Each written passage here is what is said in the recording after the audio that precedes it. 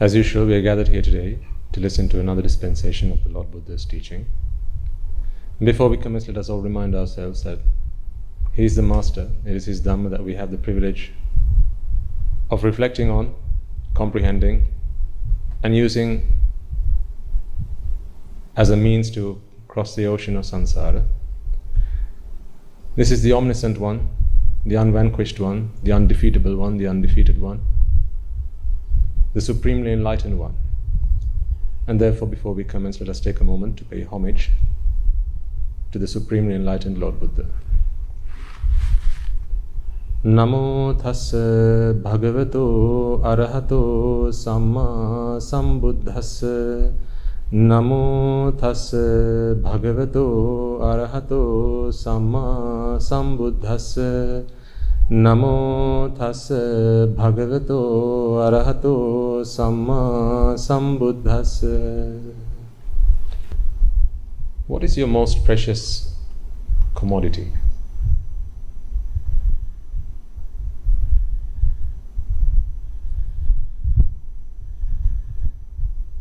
What is it that is of value to you, which exceeds all other things? Toys? Is it your beauty? Money? Let me help you here. Tough question, right? So I'm going to help you, don't worry. I'm going to suggest that you take a moment to reflect on what it is that you spend the most amount of time in your lives trying to protect and preserve. Hopefully that will lead you to the right answer. It ought to, right? The thing that you spend the most amount of time trying to protect and preserve must be the most precious thing in your life. So what is the thing that you spend most amount of time in your life you try to protect and preserve? Life? Body? What else? What is it for you, Buddha?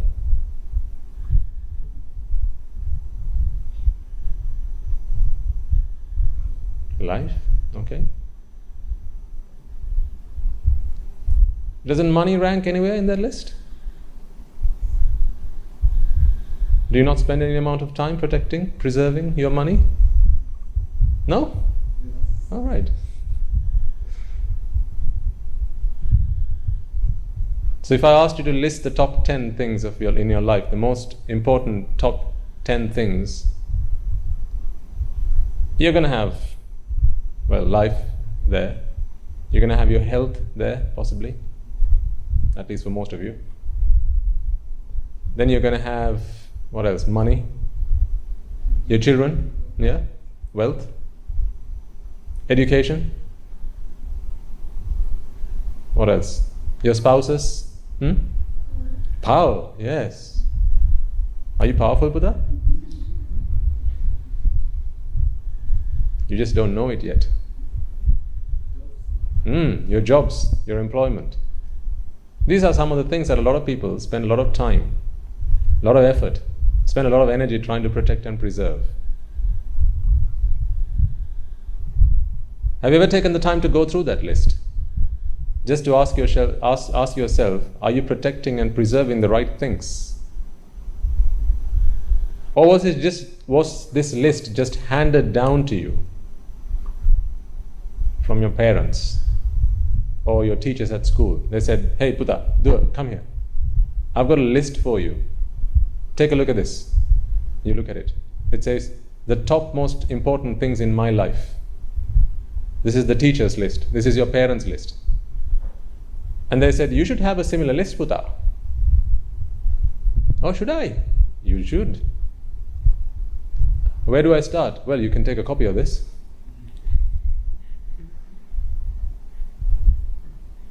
That's a good place to start. Where did you get this from, Mummy? Oh, funny you ask. I remember one fine day, my mother called me and she gave me a copy of it, of what was top in her life. So here's a list for you. Just take a copy, start using it. Off you go.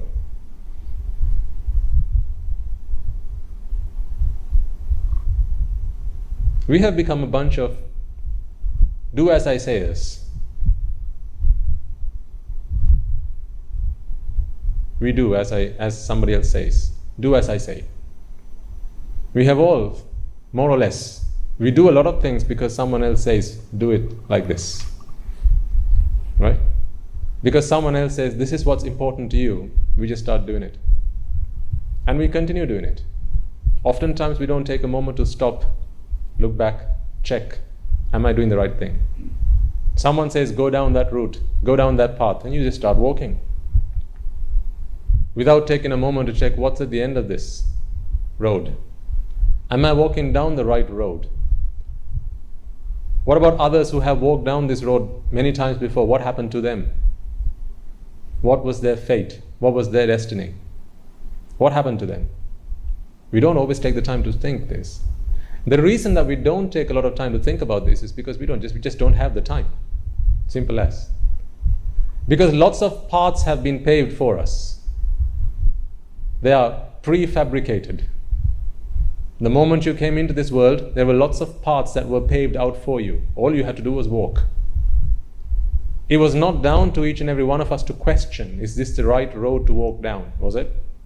Think about where you are right now, in terms of where you are in your life. My parents visited me this week. And it's always a really interesting conversation when I speak to them. Because I walked down a path that was not paved out for me. Certainly not one my parents paved out for me. I walked an entirely different path.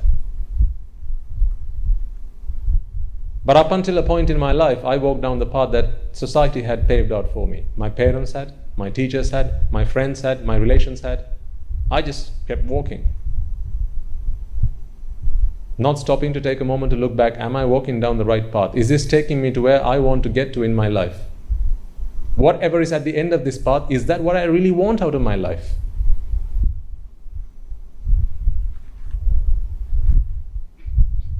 The thing is, that's okay.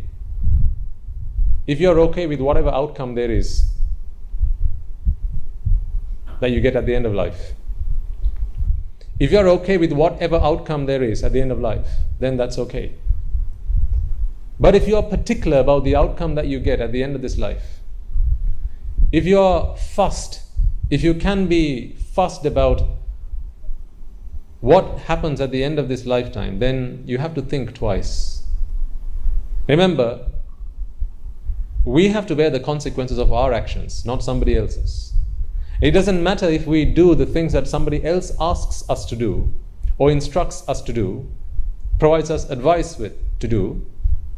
It's the person who does that has to suffer the consequences or bear the rewards. Not the person who said to do it. Not the person who asked or instructed to do it. It's we who do the things that we do that have to bear the consequences or reap the rewards of what we have done. Isn't that right? So, did you take a moment to ask yourselves, am I going down the right path? When your parents said, walk down this path, when your teachers said so, when your spouses, when your relations said so, did you take a moment to check, am I walking down the right path, or am I just walking down it because I trust in somebody else to show me the right path? Attadipa viharata.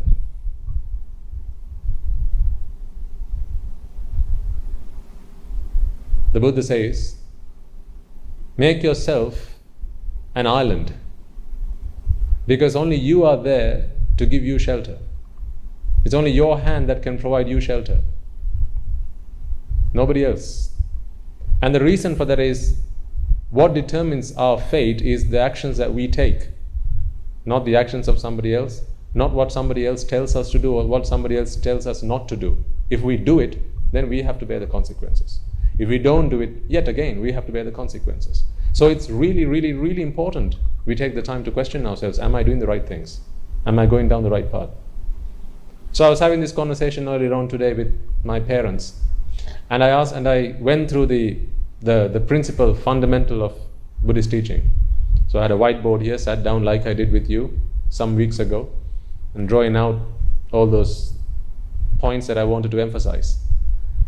And so this was the first time my parents had the opportunity to actually go through this process of, what vexation is, what pleasure is, and how pleasure is the relief from vexation. So apparently they'd been listening to sermons, but they'd not really understood any of it at all. So today was the first opportunity for them to actually go through that in detail. And I was questioning them, have you understood it? And I was cross-questioning them just to make sure that they had. So at the end of this lesson or session, I'm trying to convince them that pleasure is nothing other than the relief from vexation. But my mother is not convinced. She's a tough one. My mother could never easily be convinced.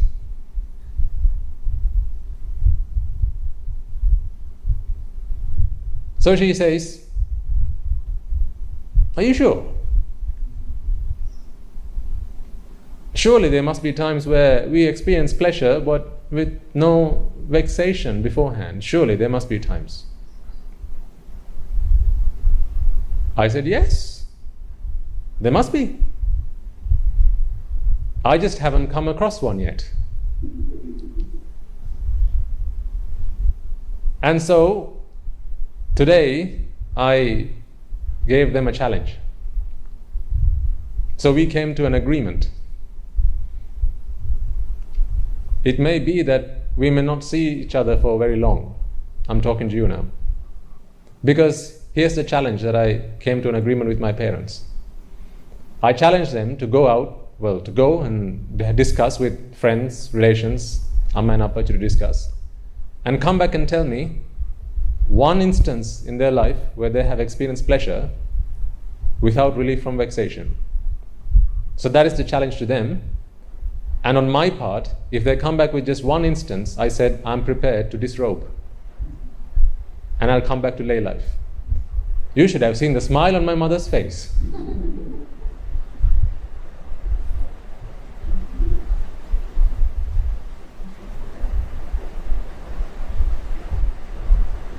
I said, yes, I promise you.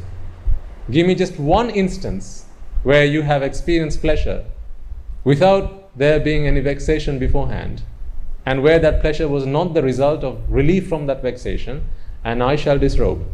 Because you have just proved that the Buddha's Dhamma is untrue.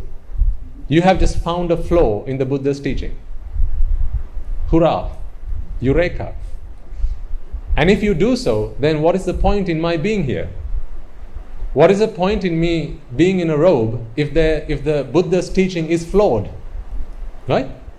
If the Buddha's teaching is flawed and I have committed my life to practicing his teaching, I'm not prepared to do that. So I have sent them away with a challenge. So if you ever meet them, come across them, please help them. They're desperately trying to find an instance where they have experienced pleasure without there being vexation beforehand. So if you come across them, then please help them. Be so kind to them. I'm sure there must have been instances in your life as well where you have experienced pleasure without there being vexation beforehand. So show them, share that experience with them. And I await my mother's return. So she went away pretty excited. There was a hop in her step that she didn't have on her way here. How convinced are you? Can your conviction be shaken?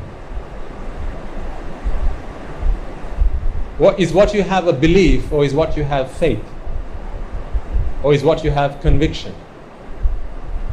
There's blind faith, and then there's conviction.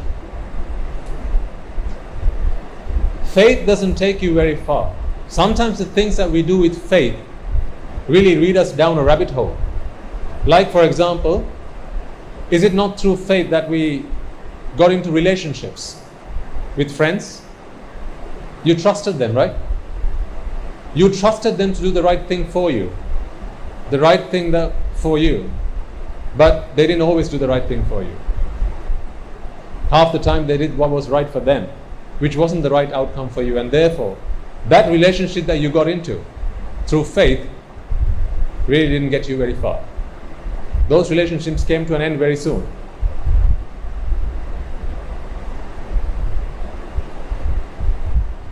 So that was a relationship that was based on faith, blind faith. Because you asked somebody else. Think about when you got married. How did you decide your partner for life?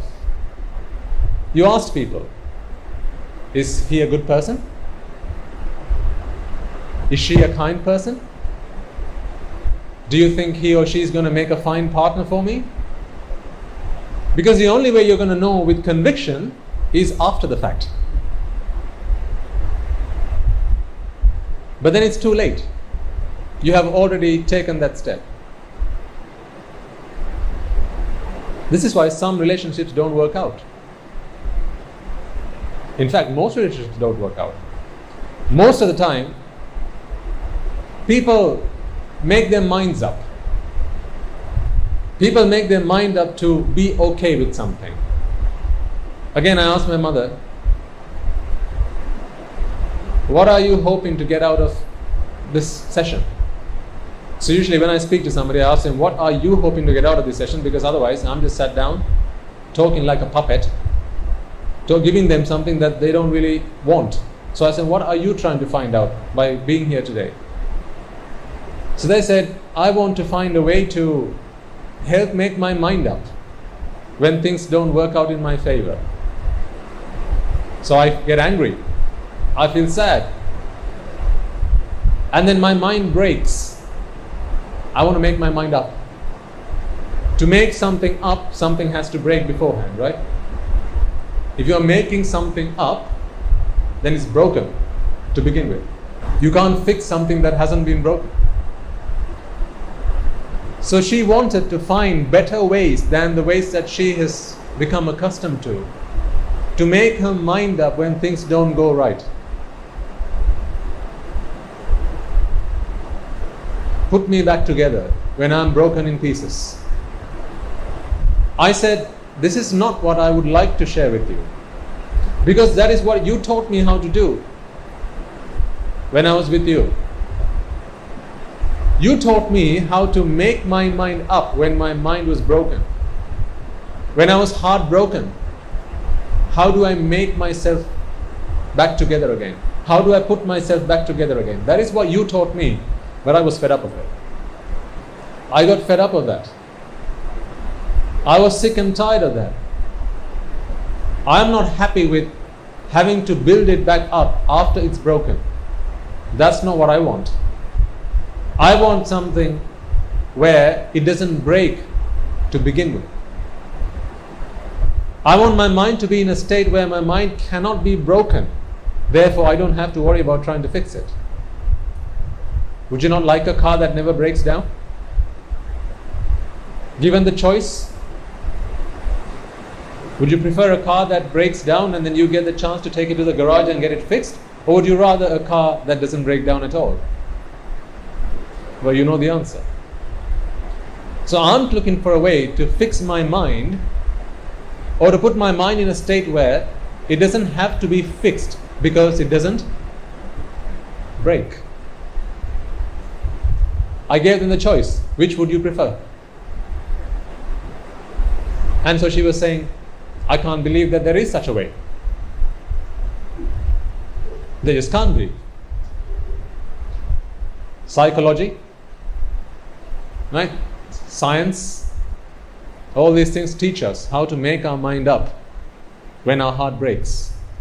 There just can't be a way where your heart cannot be broken, where your mind cannot be depressed. Is there? I said, yes. Would you like to know? Would you like to find out? So first I made them curious. Because it's no point me sitting down and just going through the theory of it if they don't have a need for it. If you remember, this is how we started when you first came along to these sermons. When you were only taking baby steps on your journey in the Dhamma. I used to talk to you about my life. Remember? Back then? Many months ago? I used to talk about how I started off in life. How I went through the education system. How I got myself into employment. I used to paint that picture in front of you, the picture that you were painting in your life. Made you curious. Made you want to know, what? Why would anyone give up all that? So then you became curious. Now you wanted to find out. Why? This is why the fact that the Buddha or Siddhartha was a Shakyan made a huge difference. This is why the fact that he was a prince, he was Prince Siddhartha before he became an ascetic, makes a huge difference. If he had been a Kshatriya or a Vaishya, he would not have been so successful. Because people would not have been prepared to accept what he was about to say. But now he's a man of all means. He has everything that anyone could ever want. And now when he speaks, people are prepared to listen. It's a pity that we have to do that. Because this is the nature of our mind, always comparing ourselves to others. We always want to put a step forward. We are never prepared to take a step back. We are never prepared to think of comparing ourselves to those who we consider to be beneath us. We don't like to do that. When you think about your lives, do you not always think about how successful you are?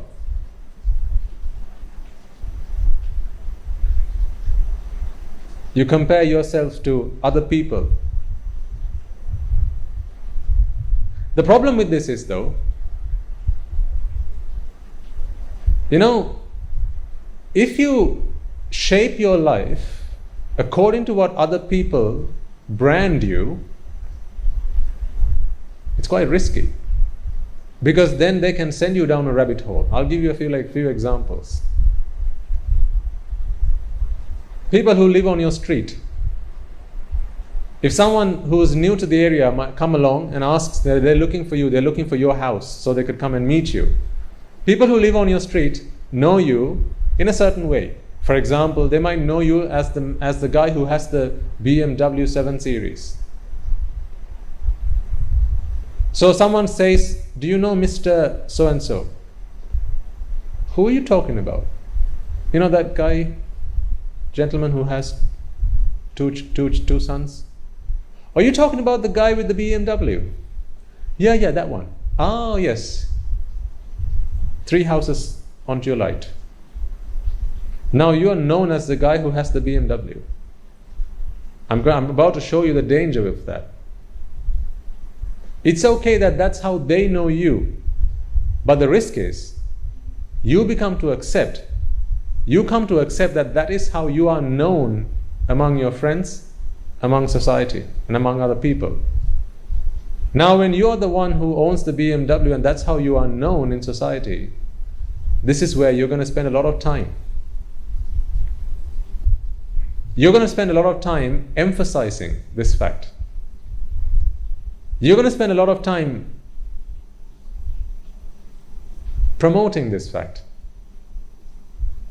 Making sure that you are the only one on your street who is known as the BMW guy. This is quite dangerous. Because you want to be known. You just want to be known somehow. People know you as the guy who owns the BMW.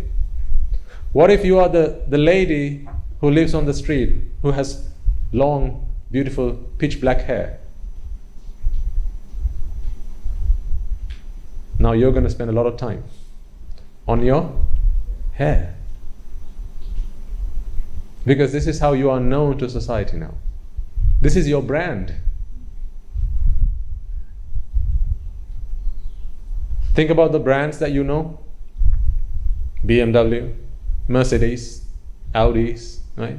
Coca-Cola. These brands are known for something, right? Adidas, it's known for something. Rolex. These brands, they have made a name for themselves by creating this feeling of what they are about in our minds. So when someone says BMW, how do you feel? Even the word has feeling. You feel reliability. You feel long-lasting. You feel sporty. You feel expensive. You feel classy, don't you? Do you feel poor when I say BMW? When I say Rolex, how do you feel? Poor? No, you feel rich.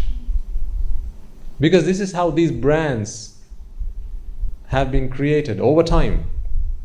So when I say Rolex, now you have a feeling behind that word. Classy, eloquent, rich, wealthy, successful, right? These are all those words that are associated with that brand. Now if you become the guy, you become the lady with long black hair, that becomes your brand. Because we're all about trying to create a brand. People want to make a brand out of themselves because now you are known by that brand. What if you're known as the guy who wears glasses? If you're known as the guy who wears glasses, you're going to spend a lot of time on your glasses, on making sure that you have a branded pair of glasses,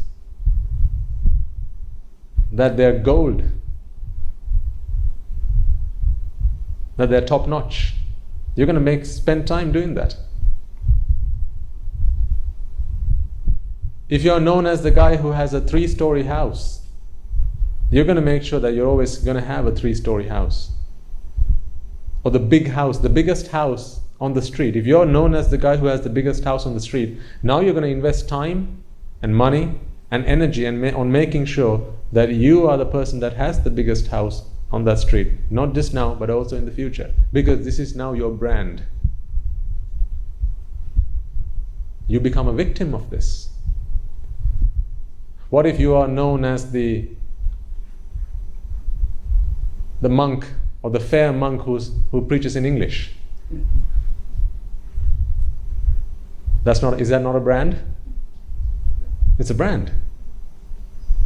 Because if there's only one of them, then that person is going to maintain their brand if you fall trap. Because then you have to do abhisankara to make sure that you continue to be that person that society comes to know you about. How society comes to know you. How society addresses you. Then we become the victim of our own brands.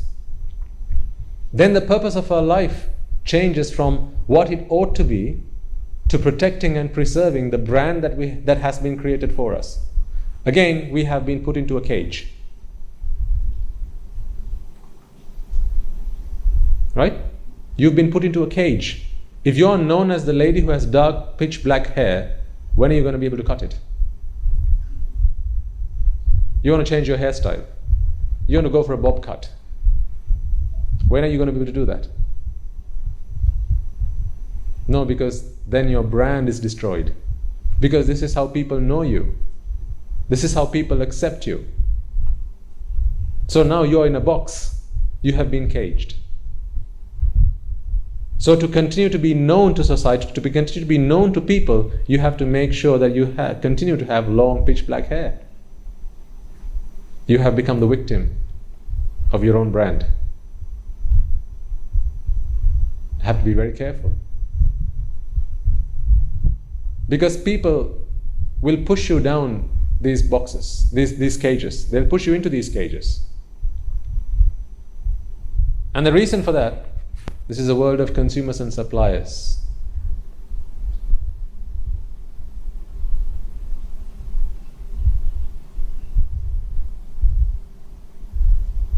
So people are going to find a way to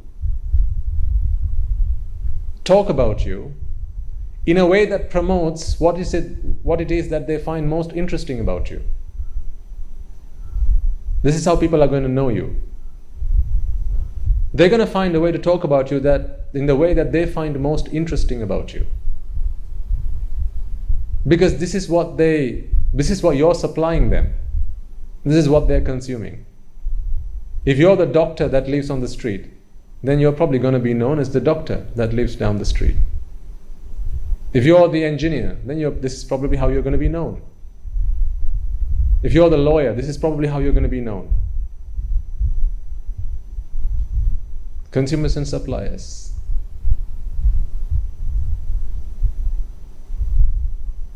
Because ultimately, all society wants is whatever they can get from you.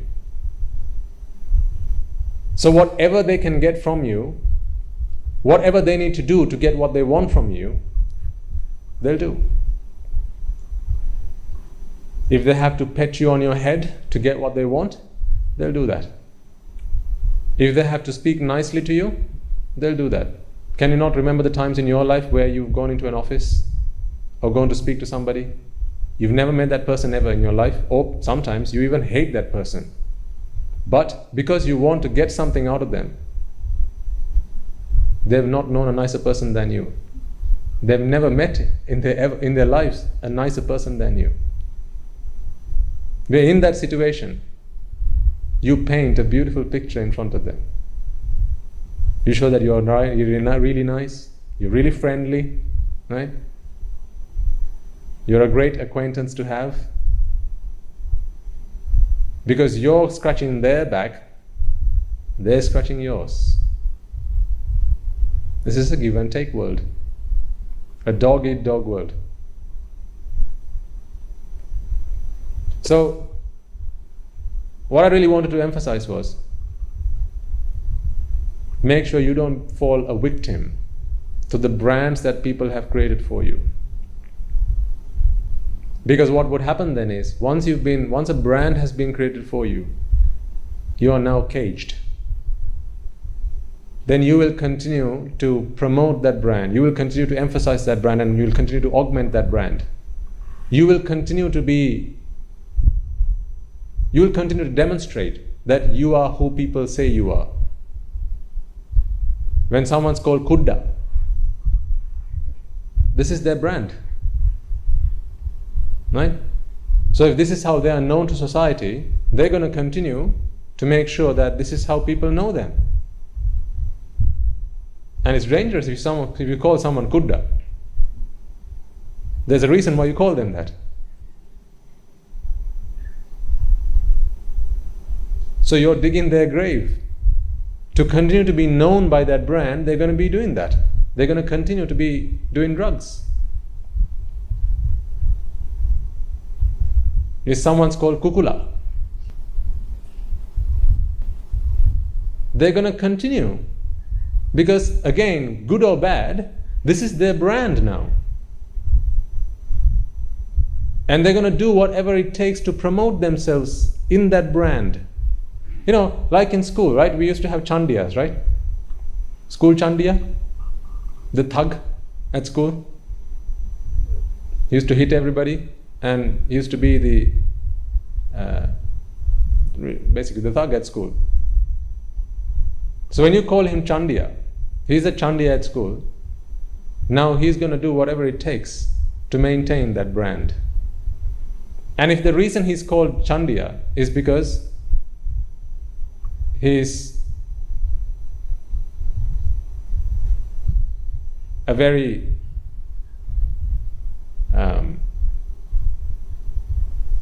harmful character, because he hits people as he sees them and walk by, is because he goes and he's aggravating. Now he's going to continue doing that. To maintain that status, he has to be the Chandiya at school. Again, he's been given a brand. Now he's caged. Now he has to continue to be the person that society accepts him as. Very dangerous. So what I would suggest is, for you, in terms of your practical life and how this relates to you, make sure that you think twice about how people know you. And are you ready to accept that? Because people can call you whatever, that's okay. I'm not saying go and ask them, hey, stop calling me that name, I don't like it. I don't like you calling me Suddha. Stop calling me that. That's not what I'm saying. Let them call you whatever they like. But you ask yourself, have you fallen victim to that? Are you trying to emphasize that you are what they say you are, just to preserve your brand? And that can be pretty dangerous, because then the purpose of your life takes another route, takes another path, not the purpose that it ought to be. Sometimes, as people who are in the path of Dhamma, you can be known as the person who knows a lot of Dhamma. Oh, he's the Upasakya. He knows a lot of Dhamma. Again, you've been caged. Because now, to continue to be the person who knows a lot of Dhamma, you're going to have to study a lot of Dhamma. Again, purpose of your life has shifted from attaining Nibbana to the person who has to learn, memorize, and start preaching the Dhamma. People will cage you quite easily. They'll be so eager to cage you. Because people don't like uncertainty. Right? Nobody likes uncertainty. People like certainty. They know they like it when they know you. People don't like it when they don't know you. Do they? Imagine you've just moved into a new neighborhood, or someone new moves into your neighborhood. Do you not feel uneasy until you get to know who they are, what they are, what's their background? What do they do? Are they professionals? Or are they drunkards? Right? You're going to be uneasy until you get to know them. You're going to be so keen to find out about them, so you can now label them. You can box them, you can cage them, you can give them a brand. Well, the rest of society is much the same. So people will be so eager to cage you, brand you, so that they can identify you as somebody. And then when they give you this label of somebody, what might happen is you fall victim to that, and then you continue to emphasize, you continue to augment yourself, and you continue to promote those attributes about you that continue to demonstrate that you are who they say you are. That is pretty dangerous. So watch out. Don't fall victim to society's whims and fancies. And the reason that you have all come so far doing the things that you have been doing all your life is because you fell into each of those boxes. You fell into those cages. Someone said, "Putta, you look like a really intelligent guy." When you were a young age, right? Someone said, "I can see something in you. I think one day you're going to be a doctor." Someone said that to you in your face. What did they just do to you? Branded you. They branded you as a future doctor. Now that starts working in your mind. Oh, they called me a future doctor. So all this time, that was not what you wanted to do. But someone just said, I think you're going to make a really good doctor. So now the purpose of your life becomes, how do I become a doctor? Because this is how people know me. The reason for all this is because of ego. Remember, ego is one of the last things to disappear. On your path in the Dhamma, ego is one of the last things to go away. So ego is at the root of all these defilements. It is at the root of this. So ego is what is feeding all your actions, your thoughts, your speech. This is ego feeding all of these things. So when ego is all about, branding is about ego. Who you are is your ego. So when someone says, you look like you're going to be a good doctor one day, now you've been branded. Your ego has just been fed. Now you're going to start doing the things that is required of you to become a doctor, because this is how society knows you now. Someone says, one day, you say you're on stage, you're playing a musical instrument, or you're dancing, or you're singing. Someone says, "Putta, you've got a beautiful voice." Like someone said to me one day, "You should start singing."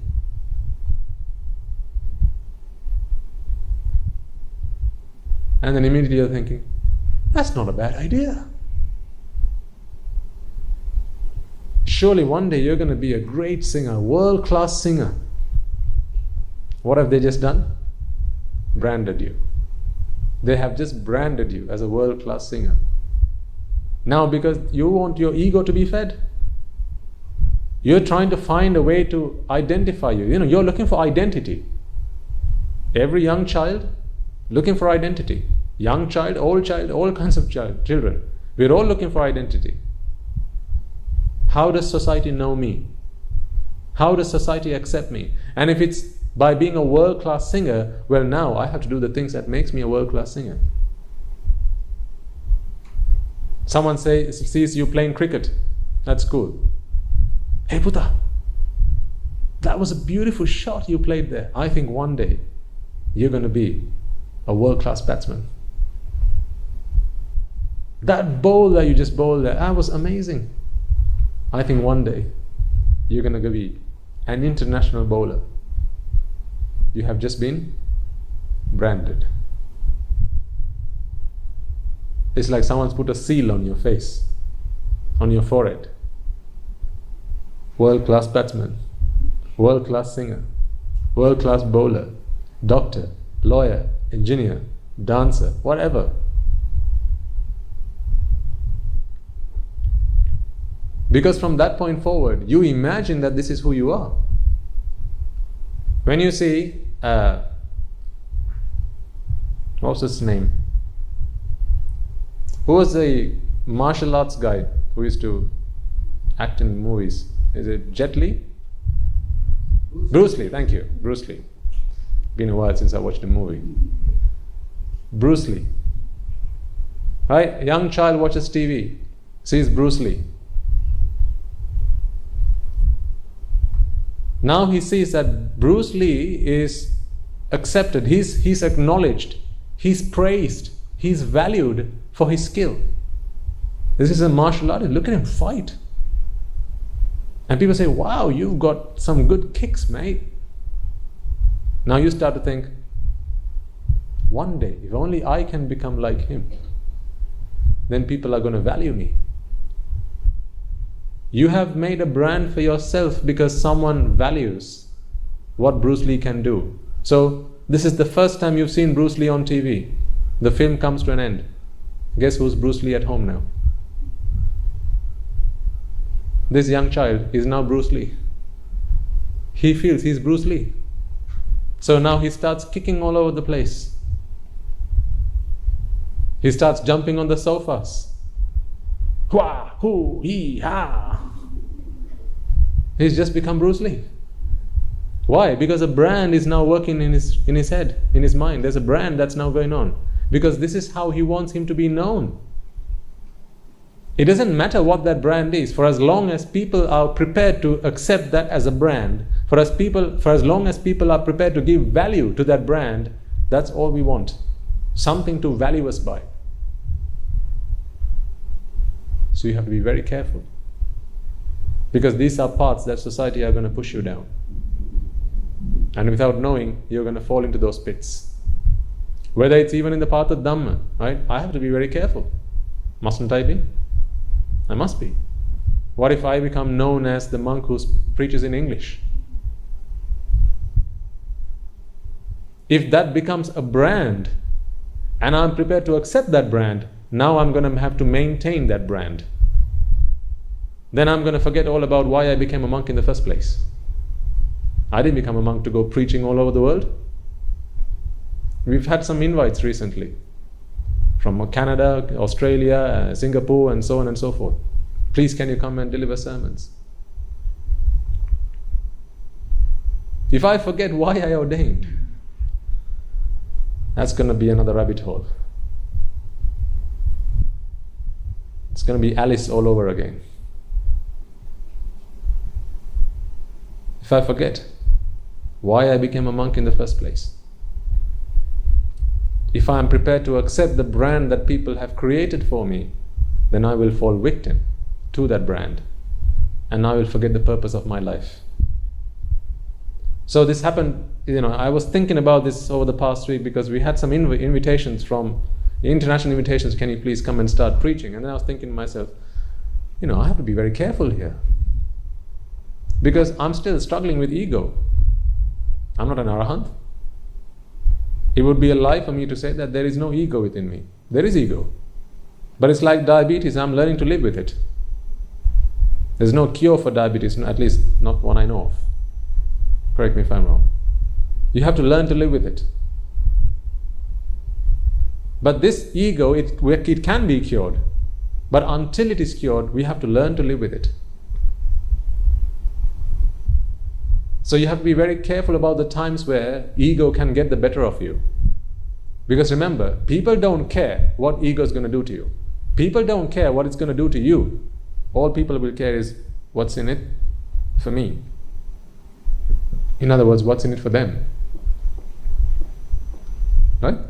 That's all people will care. What's in it for us? Don't care what's going to happen to you as a result of that. The times where I've spoke, through other benefactors, they come to us with these messages and say, Swaminatha, there's an invitation for you. Please explain to them that I'm not prepared to come. And then they ask me why. Because I'm still battling. I'm still at war. I haven't finished my war yet. I haven't finished my battle yet. What are you talking about? I don't have the time to go and do all these things. What if after I go there, I become known as the international traveling monk who speaks in English? Now, what if I fall victim to that brand? They say, oh, no, don't worry, it's not going to happen to you. You are a very modest person. You're very humble. Don't worry, it's not going to happen to you. What guarantee can you give me? What guarantee can you give me that my ego is not going to get the better of me? How can you say that? The day I become an arahant, yes, no question, no doubt. But until then, I have to be very careful. So I'm talking about my life. I want you to think about your lives. Think about the places, think about the times where people brand you. Have you fallen victim to those brands? Even in the path of Dhamma, have you become known as the person who preaches? Have you become known as the lay person who knows a lot of Dhamma? Have you become known as the guy who lives down the street, who knows a lot of Dhamma? The go-to person for Dhamma. Have you become known as that person? Because if you have, be very careful. I'm not saying it's a bad thing to know Dhamma. What I'm saying is, if you fall victim to that brand, then your purpose in life will take a shift without even you knowing it. Unbeknown to you, your life will take a shift. Then you will continue to develop and spend time, invest time, money, energy in trying to foster that brand rather than achieve your life's purpose. So watch out. This is the advice I'm going to have to give to you. This is the advice I give to myself. So I'm going to share it with you. Watch out.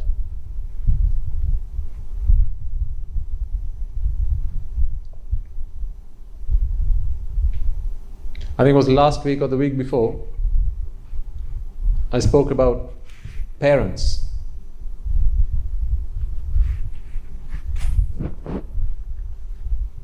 It was a Sinhala sermon. We had some young children came from somewhere, and then a Sinhala sermon. I was talking to them about the value of parents, as I have done to you in the past. Sometimes you can be branded as the guy who looks after your parents. Even that can become a brand. Brands come in all shapes and sizes. Like t-shirts. They come in all shapes and sizes, all colors, and so do brands. Sometimes you can be known as the person that always brings flowers to the temple. Sometimes you can be branded as the person who sits right at the front of the class. Brands. You have to watch out. These are things that feed your ego. Are you treating your parents well because you like to be known in society as the person who looks after your parents? Is that why you look after your parents? Some people do. Because it's an ad. It's a show. I look after my parents because people see me looking after my parents and they're going to praise me for that. Some people are like that. Some people are very, as they walk down the road, if they see bits of paper, some trash thrown all over the place, they'll pick it up, provided someone's looking. If someone's watching, oh yes, they'll be the first to pick it up. No one's watching. What's the point? Some people are like that. Some people will go to the temple and they'll go and worship the Buddha, provided there are people that can see them doing that. Some people will go and give a penny or a rupee to a beggar on the street, provided there are people that can see them doing that. They're trying to create a brand for themselves as the generous guy, the kind person, the nice person. Brands, all brands. Even in school, sometimes children will go and worship their teachers because everyone else in the class is looking, or sometimes because the teacher is looking, because they want to be known as the good child, the good student, the good pupil in school. So they'll worship their teacher, not because they're grateful to the teacher, but because they want to be known to the teacher as the good student.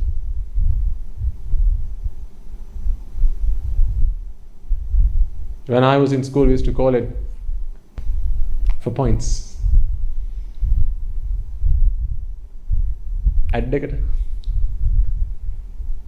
To score points from your teachers. Go and worship the teacher at the end of the lesson.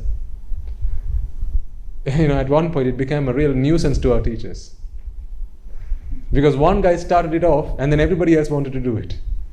So sometimes the teachers walking from one class to another, every child that can see this teacher, they run to the teacher, "Teacher, please, let me worship you." It became a real nuisance. And then they brought a rule at school: you can't worship teachers as they walk from class to class. Because that was not genuine. It was fake. It was an act to score points. It's a good thing to do, but still, it's not genuine. It's hypocrisy. Hypocrisy. Do you pick up litter only because someone's watching? That's hypocrisy. When you get home and you see the sink and there's dishes that have been left unwashed. Okay? Let's say you're the last person to eat at home. You look at the dishes and you're the last person to eat. So after you've eaten, you're going to have to wash. You're going to have to wash up. Now you decide, no, I'm not that hungry.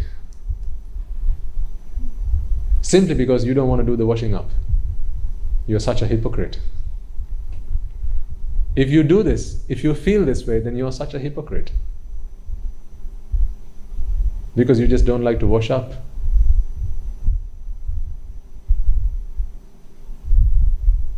People do these things.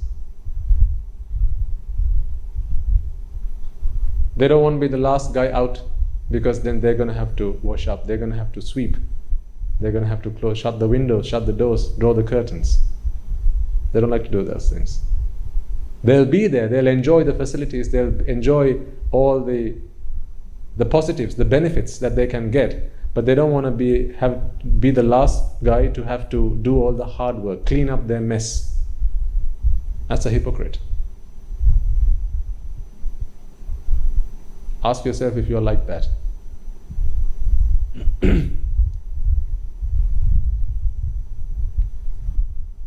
Because as a hypocrite, you're not going to get very far on the path to Nibbana. Don't be that guy. Some people, they go to use the toilet. The toilet's dirty. They'll hold it without going to the toilet. Wait for somebody else to go. Now they have cleaned the toilet. Now I'll go. Why? Hypocrisy. Because if they go in, now they're expected to clean the toilet. I won't do it. I'm not prepared to do it. I just want to go get my job done and not do something for somebody else. A hypocrite is usually someone who doesn't do anything for the good of others. They'll only do something where there's good for them, where there's benefit for them. And if they can't see any benefit for them in doing it, they just simply won't do it. They'll find excuses to not do it. That's a hypocrite.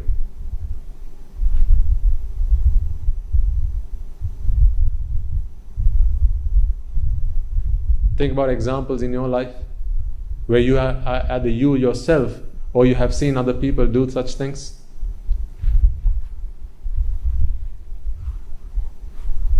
These are things we have to watch out for, because these are all kleshas. These are all defilements in our minds. For as long as these defilements reign within our minds, Nibbana is a long way away. A very long way away.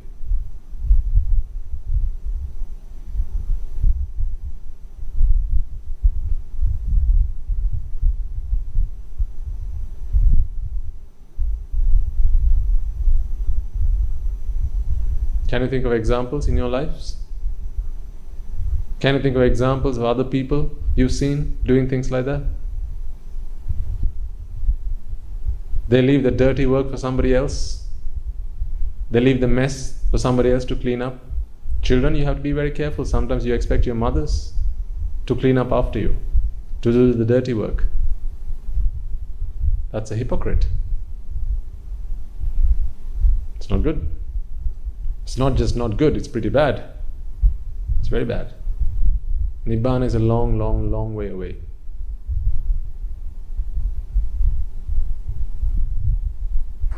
So watch out. Be careful about these things. Don't fall victim. Sometimes some people, they don't like to be the last person to leave the office because they have to switch off the lights. They have to switch off the computers. Remove the teacups. They don't like to be the last person to have lunch sometimes. Because if the lunchroom, there's a rule which says that the last person to leave have to clean up all the dishes, remove all the dirty plates, then you don't want to be the last person to leave. You make sure that there's always, you leave just before someone else finishes up. Hypocrite. But people forget that these are opportunities to earn merits. How does one earn merit? Is it by doing something for oneself or by doing something for somebody else? Somebody else. You earn merit by doing something for somebody else.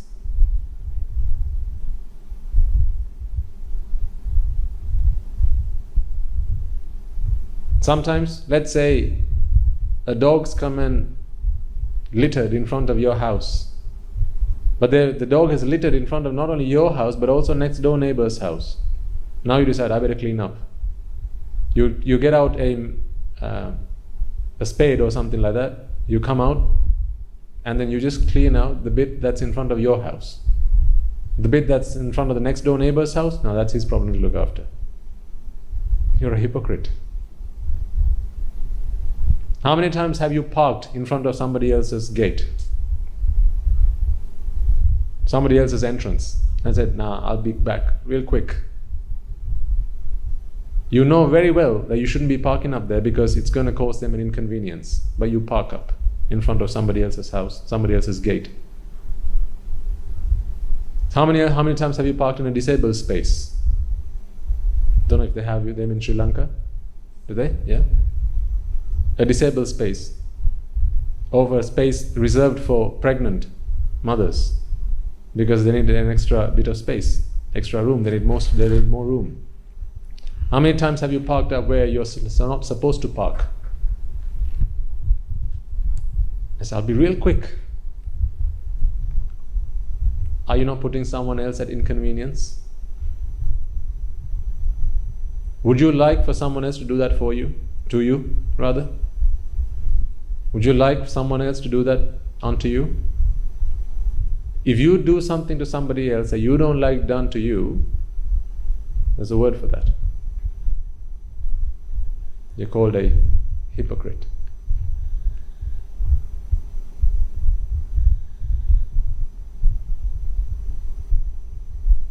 Some people, I remember, back then when we used to use public toilets, going out in the public, right? Sometimes even in the workplace. Some people don't care how they leave public toilets after they have used them.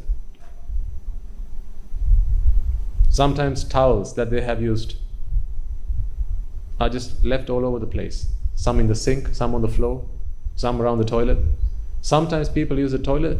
I don't know why I even have to say this in sermons, but this is what I find people doing. You go to a toilet, sometimes people have used it, they haven't even brushed it, they haven't even flushed it. And they leave it like that. Why? Because they don't like to press the flush button. Because that's going to get dirt on their finger. So what has to happen? Somebody else has to come and go through that process. Hypocrisy. Extreme hypocrisy. First class hypocrisy. Ask yourselves, do you do these things? Nibbana is a very, very long way away. Do you open the tap and then not close it because it's going to get your hand dirty? Some people do that.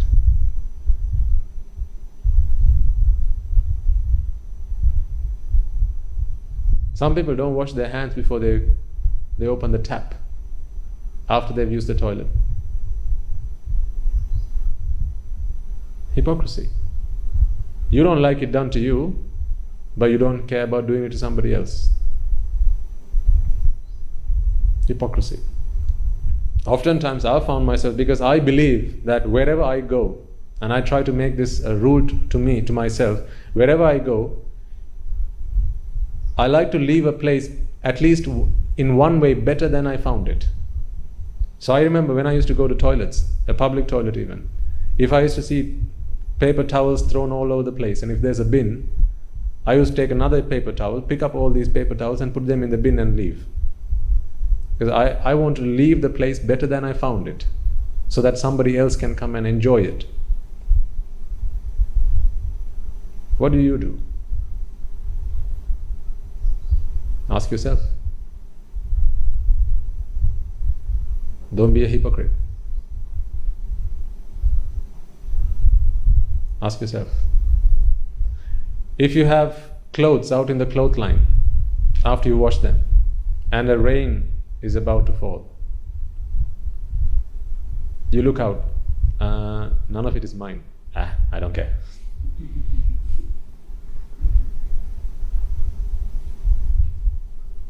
Are you like that? If you are, there's a word for that. Yes. A first class, a world class hypocrite.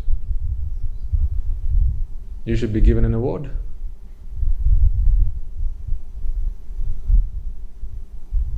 You don't have to go and pick them up simply because it's not yours. Well, what if it was your clothes on the clothesline and you weren't at home? Would you not expect someone at home to do that on your behalf? Well, if someone else can do it for you, why can't you do it for somebody else? This is why I say always, the simplest way to find out if you should do something or not is ask yourself, would you like someone else to do this to you? Atthanang upamang khatva. Put yourself in their shoes, the Buddha says. Ask yourself, would you like someone else to do this to you? If the answer is yes, go ahead, because you're now doing it with good intention. If the answer is no, then don't, because that's bad, it's wrong. It might be the right thing to do, but if you don't like it done to you, then don't do it, because your intentions are bad. Your intentions are evil. Even if it's the right thing to do, your intentions are evil, so you shouldn't do it, because you don't like it done to you. So I'm giving you examples. If you see some water spilled, maybe in the kitchen, do you just turn a blind eye? You can see by the sink there's water, there's a water spillage. Or you just turn a blind eye, you quickly run to your room, pretending that you haven't seen it. Oh, here's a better one. Sometimes you find food having gone off in the fridge. You pretend that you haven't seen it. Sometimes food items have gone moldy, right? Maybe some old vegetables, maybe some fruit that's gone bad. It's in the fridge. You open the fridge to get yourself a bottle of water, but you've just seen that something's not right. What do? Do you just turn a blind eye? And then there's a word for that. Yes. A world-class one.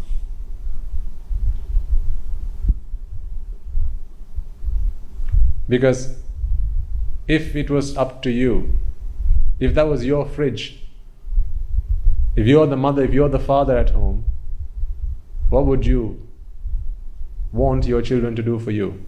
If they see that there's something, I mean, it can be anybody, maybe the husband, maybe the wife, they see something's gone off in the fridge, they just turn a blind eye. Now someone else will look after that. Sometimes when people stuff things into a cupboard, right? You stuff things into the cupboard and you know that the next time someone opens this, everything's going to fall on their head. So you squeeze that last bit into the cupboard and quickly shut the door. Why? Now it's not your problem, is it? Now it's somebody else's problem. Because the next time someone comes and opens the cupboard, then everything's on their head. If you're someone who does like that, there's a word for that. You're a world-class hypocrite. So ask yourself, do you find yourself doing these things?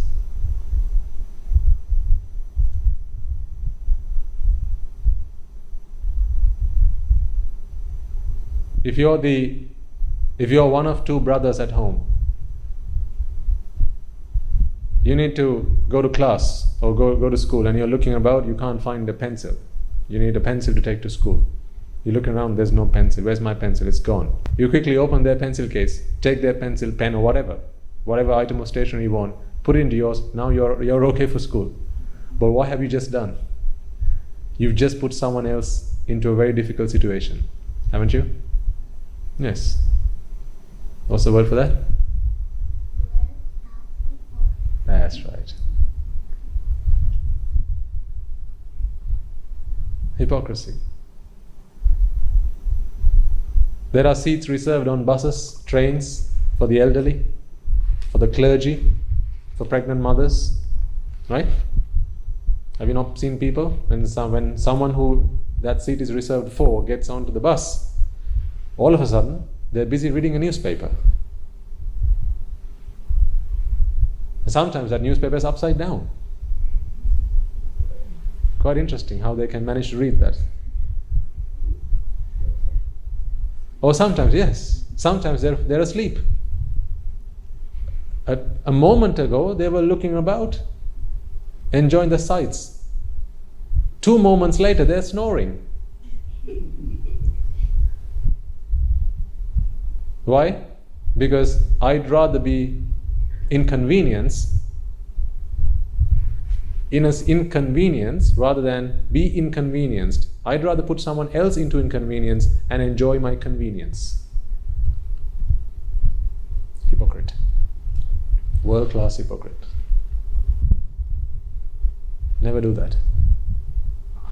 Never do that. Because if you are the kind of person that does that, then Nibbana is a very long way off. Sometimes you go into places and ask for favors. You know that there's a long queue, right? There's a long queue. Maybe it's for the doctor, for an appointment. You quickly run to the desk, appointment desk. Can you sort something out for me? I'm so and so. I'm connected to this guy. You know. Oh, sometimes you just speak in English. That's enough to get yourself an upgrade. Do you not find yourself speaking in English just to get yourself favors? People do this. All of a sudden you switch to speaking in English because now you want to get yourself a favor. You want to earn yourself a favor. You want to look like the respectable guy. You know, can you give me an upgrade? Can you get me to see the doctor sooner? I'm in a rush. And I said, let me see what I can do for you, sir.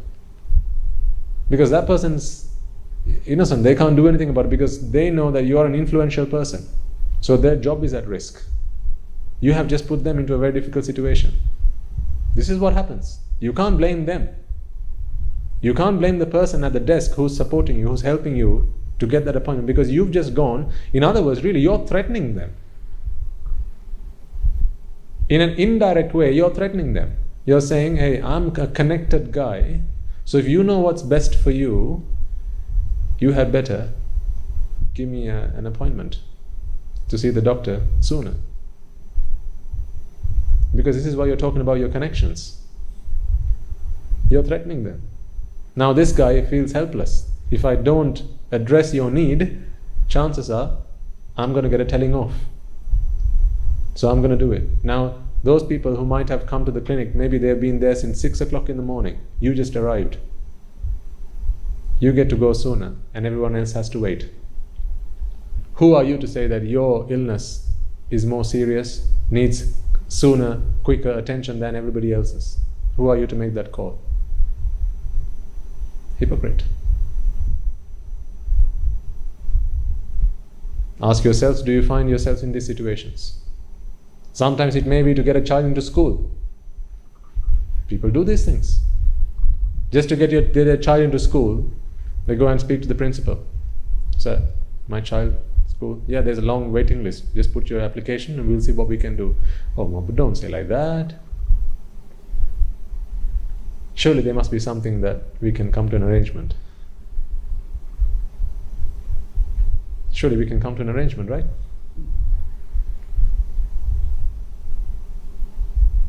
Now you're using your knowledge, you're using your connections, your power, or you're using your wealth for special treatment. Special treatment.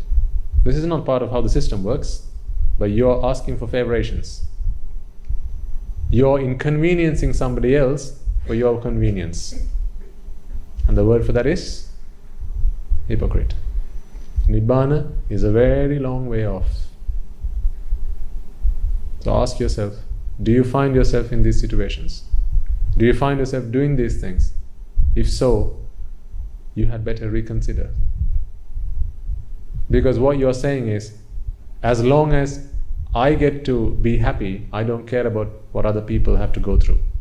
For as long as I'm inconvenienced, or I'm in a state of convenience, I don't care what other inconveniences other people have to go through.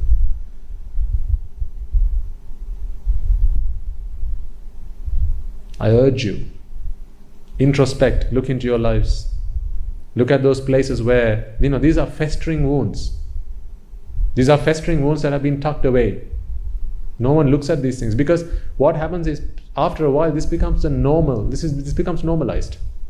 This becomes the accepted way that society works.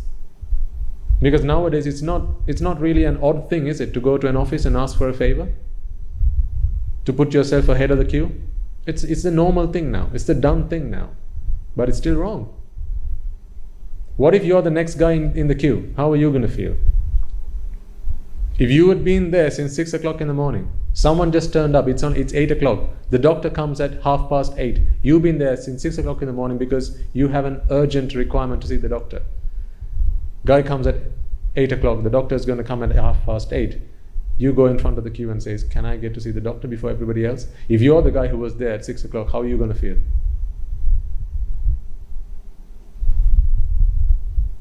How are you going to feel? Attanang upamankatva. Put yourself in their shoes. Now ask yourself. If you would not like to be treated like that, then don't treat somebody else like that. It may be that you have a very urgent need. That's a different matter. Maybe it's an emergency for you. That's okay. Right? Maybe it's life and death for you, and for the other guys it's not so much. Then ask the receptionist, this is my situation. Is it okay if I get to see the doctor sooner? But there's no requirement to do so. And if the receptionist is in a position where they can check that and say, yeah, actually, you know what, I think you need to see the doctor sooner than everybody else, then okay, that's fine. Or sometimes it's out of respect. Like, for example, clergy. They get put in front of the queue. It's not something we've asked for. It's just the way that society works. I never walk up to the reception and ask, can you put me in front of everybody else? It's just the way that society works, then that is because of respect for the Mahasangha. It's not a privilege I enjoy because of who I am. It's because of who the Buddha was. This is why there are seats reserved for the clergy on the bus. But apparently nowadays, even those seats, clergy don't get to use. So I've heard. Sometimes even those seats are occupied nowadays. And people just pretend that nothing's going on. Hypocrites. This world is full of them.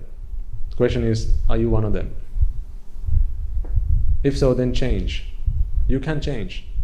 Dogs can't change what they are, who they are. Cows can't change what they are, who they are. But you're a human being. You can change who you are. You can change what you are. You can change. So change then. Isn't change all about what Nibbana is? Isn't that what Nibbana is? Change? How do you get to Nibbana if you don't change, if you can't change? Put your hand up if you have attained Nibbana. So it's something we are yet to do, right? What has to happen? Change.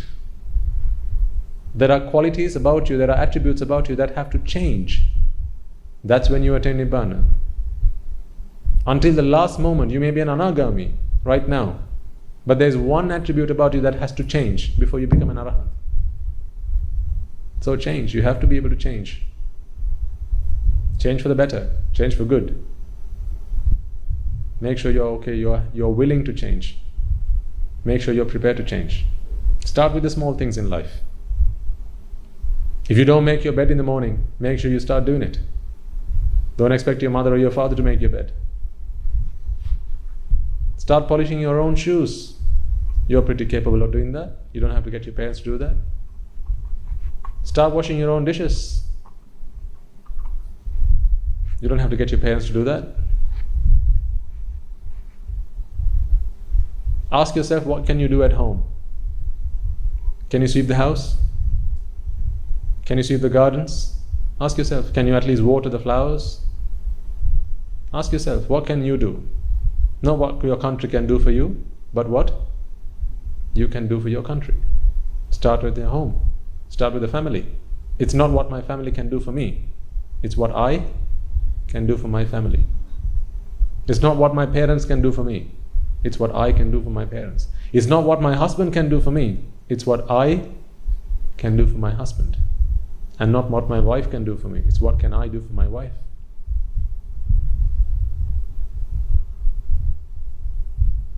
If what you get is what you give, well, what you get is not what you get given. What you get is what you give. So if you want to get something, you have to give something. The more you give, the more you get, the more you receive. You have to give to get, to receive. So give as much as you can. Some of you may be time rich and money poor, like you or you. Time rich but money poor. As you grow older, you'll be money rich and time poor until you retire. Then again, time rich and money poor. Some people are both time poor and money poor, both. So if you are money rich and time poor, now you can give money. You can give the wealth that you have. Whatever you have, give. Whatever you're prepared to give, give. Whatever you can give, give. But what if you're time rich and money poor? Now you don't have anything to give? Yes. Yeah, you can give your time. You can help a lady cross the street. You can go and spend some time in an orphanage, in an old people's home. Spend some time there. Give. Giving your time. You're not giving money, give your time. I think every child has to, under of course their parents' guidance, spend at least a day in an old people's home to understand what growing old is all about. Because before long they're going to find their parents in that situation. They have to prepare themselves. They have to be able to accept life's reality. This is what life is going to bring them. Because a lot of young people these days, they only live for the moment. They don't know what's coming. They're not even prepared to think about what's coming. Therefore, they don't see the urgency of wanting to change, the need to change. I think all young people have to spend at least a day in an old people's home. I think all young people have to spend at least a day in an orphanage to understand the value of parents, to understand the value of the parents that they have and what it is to not have your parents. I think all young people, all young children have to go through that experience. I think all young children have to spend at least a day at a hospital, maybe a cancer hospital. Go and spend a day there. See what it's like. That is what Prince Siddhartha went through when he saw a sick man, when he saw an old man, when he saw a dead man, right? And of course, I think all people, children have to spend a day at a monastery. Of course, that goes without saying. So they can see what an ascetic is like. Someone who tries to overcome, put a stop to all those problems in life. I think all young children have to spend at least a day in all these 4 places. So parents,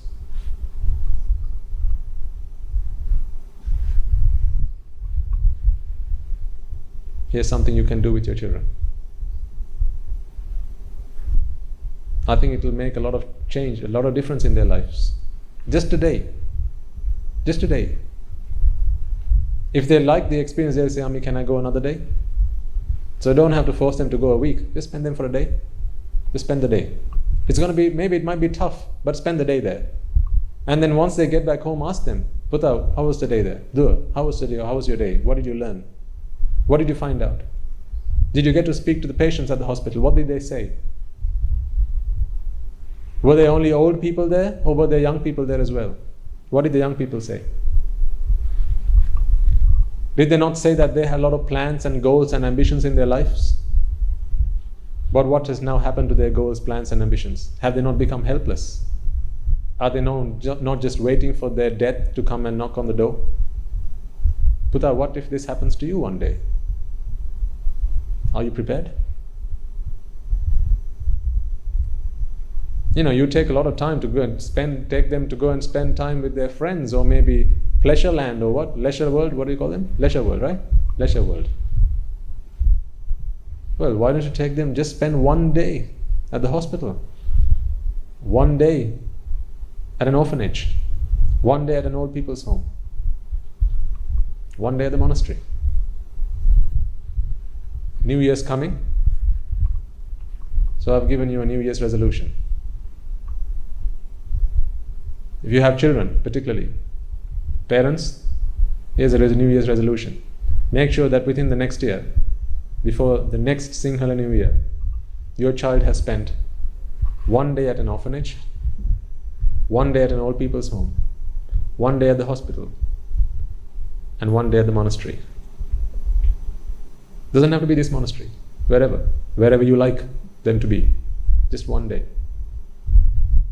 I guarantee it will make a transformational change in their lives. Some children who we talk to on a regular basis, who live in other countries, like once a month, once every 2 months, we have a chat with them. I know quite a few young children now who've been doing drugs. Their mothers don't know about it, their fathers don't know about it. But they have given up. Some have been addicted to sex, addicted to drugs. They have given up. They're starting to realize the value of life. Some children, particularly, you're lucky that your children are with you and at least they understand the value of looking after their parents, treating their parents and so on. But in a lot of other countries, this is, they don't get to see them very often. They don't get to see the value of parents very often because they don't learn about these things at school. I think in some countries, they don't even have religious education at school because it's considered to be brainwashing children. Some countries, they don't even teach religion. Only science, maths, language. Children don't need religion, apparently. So they don't get to learn about the value of anything, really, except the things that money can buy. They don't get to learn about the value of parents, value of another person, good values, being kind, being generous. They don't get to learn about these things. Some children who we speak to, who live in other countries, and I'm not going to name the countries because then it's going to become obvious who we're talking about. Some children, they have never swept the house ever in their life. 16 years, never once. Listen to the Dhamma. Now they don't let their mother sweep the house. They do it. Never washed their dishes, never made their bed, ever in their lives. But now they have started doing it. It's not magic, simply the Dhamma. The Dhamma has touched their lives. So, New Year's coming along. It's about time you started making those New Year resolutions. What are you going to do for your children?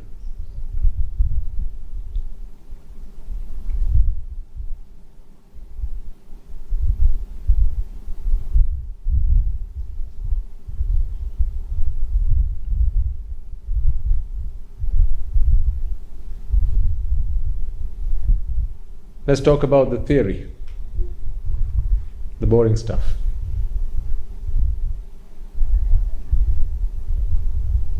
So you've been listening to these sermons for a while now, right? We've been talking about vexation, we're talking about pleasure, we're talking about how pleasure is the relief from vexation. Do you have any questions? Or is it all making sense?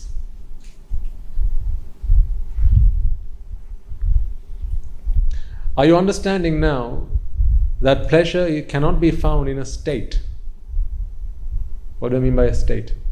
It's not the United States. State. A situation. Rash. You have a rash. You feel an itch. You haven't started scratching yet. Pleasure? No. Pain. Suffering. You have finished scratching. You've gone through the process of scratching. Now finished. Pleasure? Is it pleasure now? No. Because now again it's a state where you have finished scratching. But now you're in the process of scratching. Now you experience pleasure. Do you see that pleasure is always the outcome of a process? The process has to be running for you to experience pleasure. It's not there before the process. It's not there after the process. It's only there during the process. Relief from vexation is something that happens during the process. I mean, that is the name of the process. Relief from vexation. What you experience then is pleasure. But it has to happen during the process, not before and not after. Hunger again, for example. You haven't started eating yet. Pleasure? No, that's vexation. You have filled your tummy with food. Pleasure? Okay, let's say it's not full. Half. You have filled your tummy with half food. Still, there's more. If you were to eat, you could eat more. Right? But you have eaten half. Is it pleasure now? No. But during the process of eating, while food is going into your tummy, now your hunger is being relieved. You see, that's a process. With every mouthful that goes inside your stomach, you're being relieved. With every mouthful, you're being relieved of hunger. So this pleasure is the outcome of a process. This process has to be running live. It has to be running. While it's running, you experience pleasure. This is why Guru Hamdul used the example of the fan. The fan's pointing at you. Pleasure? The fan's pointing away from you. Pleasure? No. The fan's not pointing at you, now it's pointing at you, and now it's pointing away from you. That process, that oscillation, that is when you experience pleasure. Where there was pain, and there's a process now that's being run that's relieving you from that pain. Relief from pain, really, or relief from suffering, relief from vexation is a process. Relief from vexation is a process. Like Pelimen Nidahaswim, right? This is what Ashwada is. Pelimen Nidahaswim, relief from vexation, is a process. It's not a state, it's a process. And only while this process is being run can you experience pleasure. So, if I were to ask you the question, you know, we've been talking about the mind, or rather the consciousness, chittas, right? They arise and pass away. Now, we've been talking about that for some time now. What is it that arises?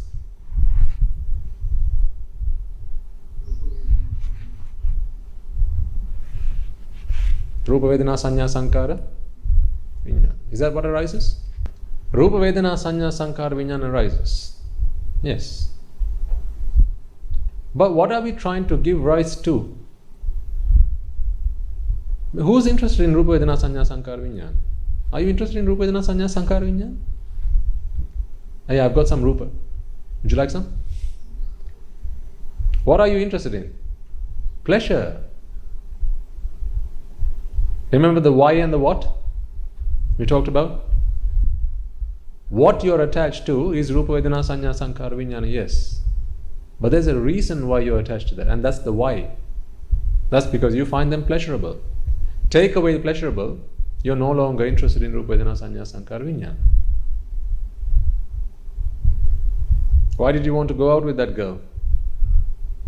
Because she was pretty. Take away pretty, you no longer want to go out with her. Why did you want to eat that piece of cake? Delicious. Take away delicious, not interested anymore. I'm not talking about hunger. You need food to sate your hunger. That's not what I'm talking about. I'm talking about pleasing your tongue, or pleasing your mind through your tongue. Why your tongue? Right? There always has to be a why for you to be attached to the what. There's why and what. You're attached to the what, but because of the why. If you take away a reason to attach, you're no longer going to be attached. This is why, remember, we talked about the beautiful flower?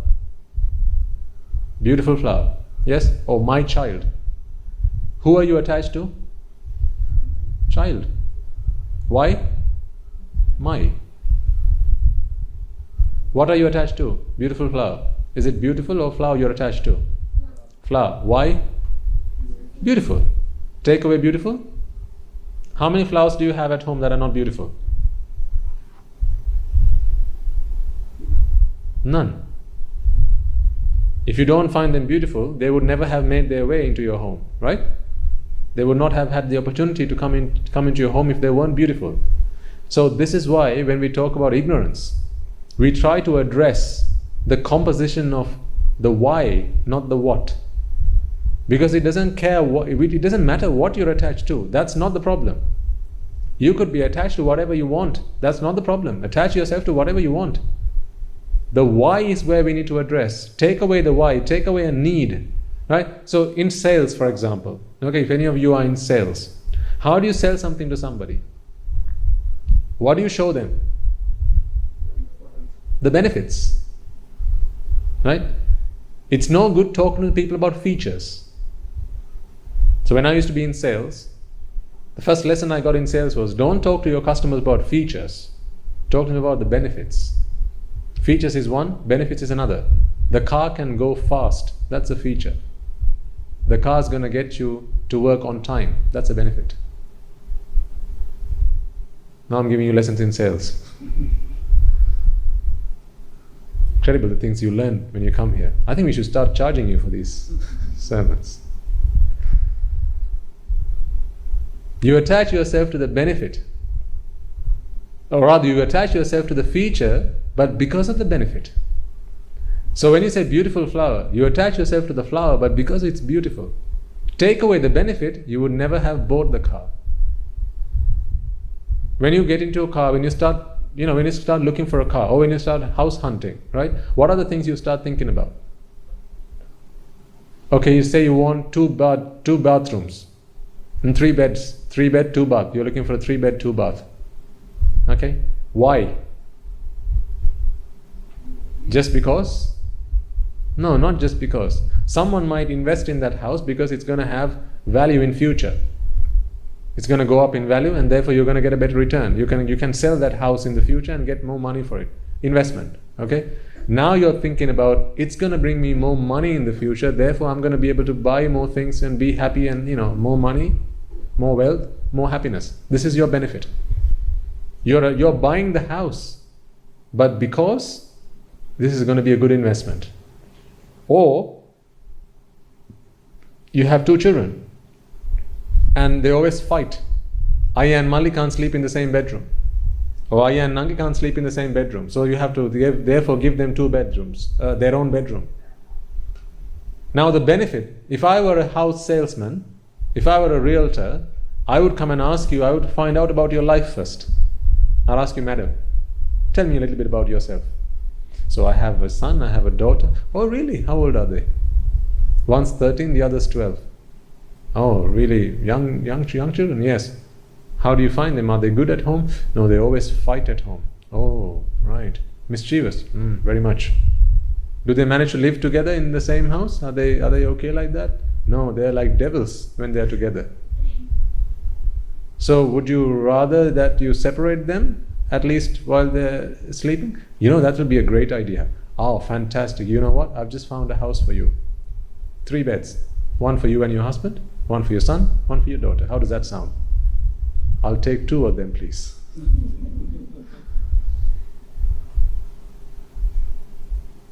You have just sold them the house on the benefit. Because that was the why. You come up to me and say it's got 3 beds, 2 bathrooms. So what? You can't sell something to somebody on features. You have to sell them on benefits. Sales top tips. Please make a donation before you leave, okay?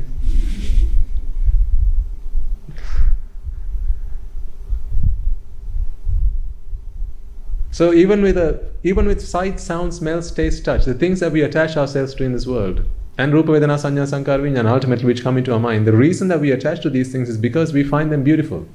We find them pleasurable. We find them yummy, delightful, right? Delicious. These are all words for pleasure. And it's because we find things pleasurable, we attach ourselves to them. Right? Take away, think about diamonds. Would anyone have attached themselves to diamonds if no one would have told them that diamonds are valuable? Otherwise, it just looks like glass. How did you realize that diamonds are valuable? Did you discover that yourself? No, someone told you diamonds are valuable. What about gold? Someone told you they're valuable. So they gave you a reason. They gave you a why. Now you're attached. Show a young child a piece of diamond, some gold. A young child. No, I don't want that. I want the toffee. I want the chocolate. I want the car. Show a child the will to, or rather the deed to a land, a piece of land, or you ask them, would you like this or would you like a chocolate? Child's going to say, I'm going to take the chocolate. Right, but one's more valuable than the other. Which one? Well, it depends on who you ask. Right? Depends on who you ask. Because one finds the chocolate pleasurable and have no value in the deed. But as an adult, you find the deed more valuable and not the chocolate. Because, you see, you're attached to the deed, the child's attached to the chocolate. The what is different. Why is the what different? Why is the what different? Because the why is different. You following what I just said there? The what is different. One's attached to the will, the other's attached to the chocolate. So the what is different, right? The thing that you're attached to is different. This is the what. But why is the what different? It's because the why is different. One finds pleasure in the chocolate, the other finds pleasure in the deed. So take away the why. Why do you no longer play with your dolls? Women, ladies in the house, why do you no longer play with your dolls? Why, sir, do you not play with your toy cars anymore? Did you not used to have them? Yes, used to. So the what hasn't changed, has it? The doll still the doll. The car still the car. So the what never changed. What changed? Why changed. So take away why, you have no longer a reason to attach to the what. This is why in Buddhist philosophy we discuss the why, not the what. We have no interest in what it is you're attached to. It doesn't matter. We talk about Rupa Vedana Sanya Sankara Vijnana. If I were to ask you to give me a sermon on Rupa Vedana Sanya Sankara Vijnana for an hour, how many of you would be able to successfully do that? Mehenin Wahanse might.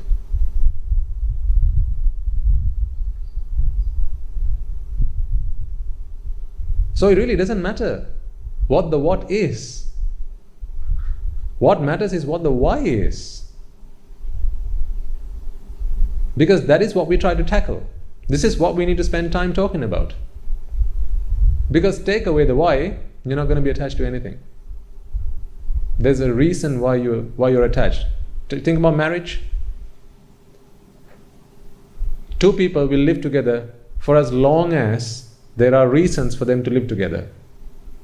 Marriage is the what?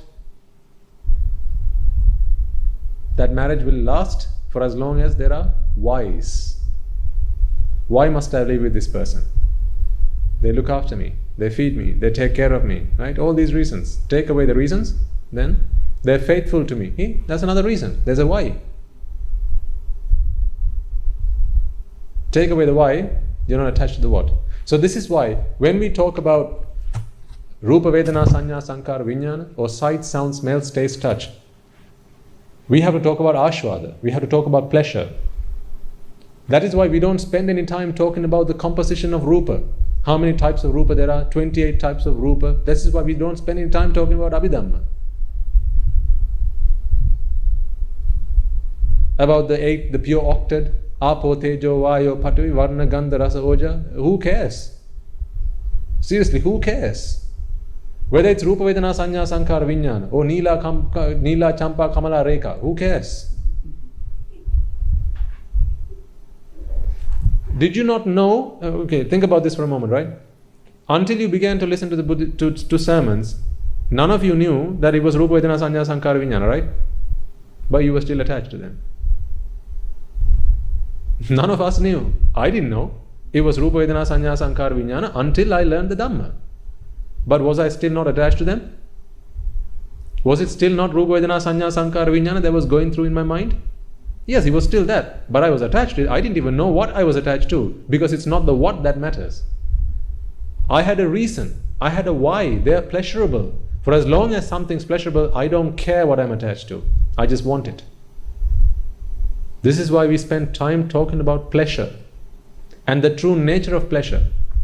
Not the what, the why. So we know what pleasure is now. What is pleasure? It is the outcome of a process. The process has to be running. It's while the process is running. Imagine there's a wheel that's turning. As soon as this wheel comes to a stop, you can no longer experience pleasure.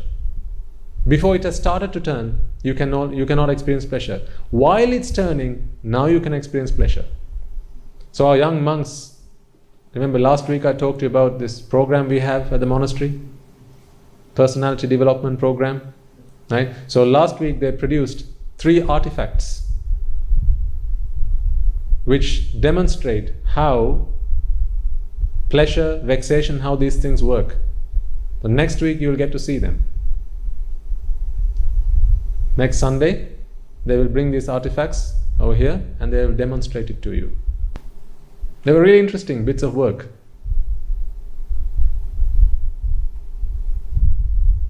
So make sure you make time to come along next week. So they wanted to brush up the thing, make sure it was ready to show to the public, and they'll bring it along next week, and then they will demonstrate it to you. How pleasure is experienced during this process. It's not there in a state. It has to happen during the process. And it's also only there for as long as attachment is there in the picture. As soon as you switch off attachment, now you can no longer experience pleasure. and no longer experience vexation. So is it a bad thing that you can't experience pleasure?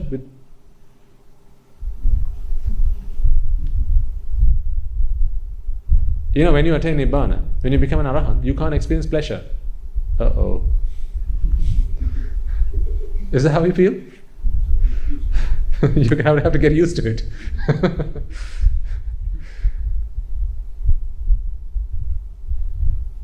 Do you feel that? I don't want to become an Arahant because you're telling me that once I become an Arahant, I'm not going to be able to experience pleasure.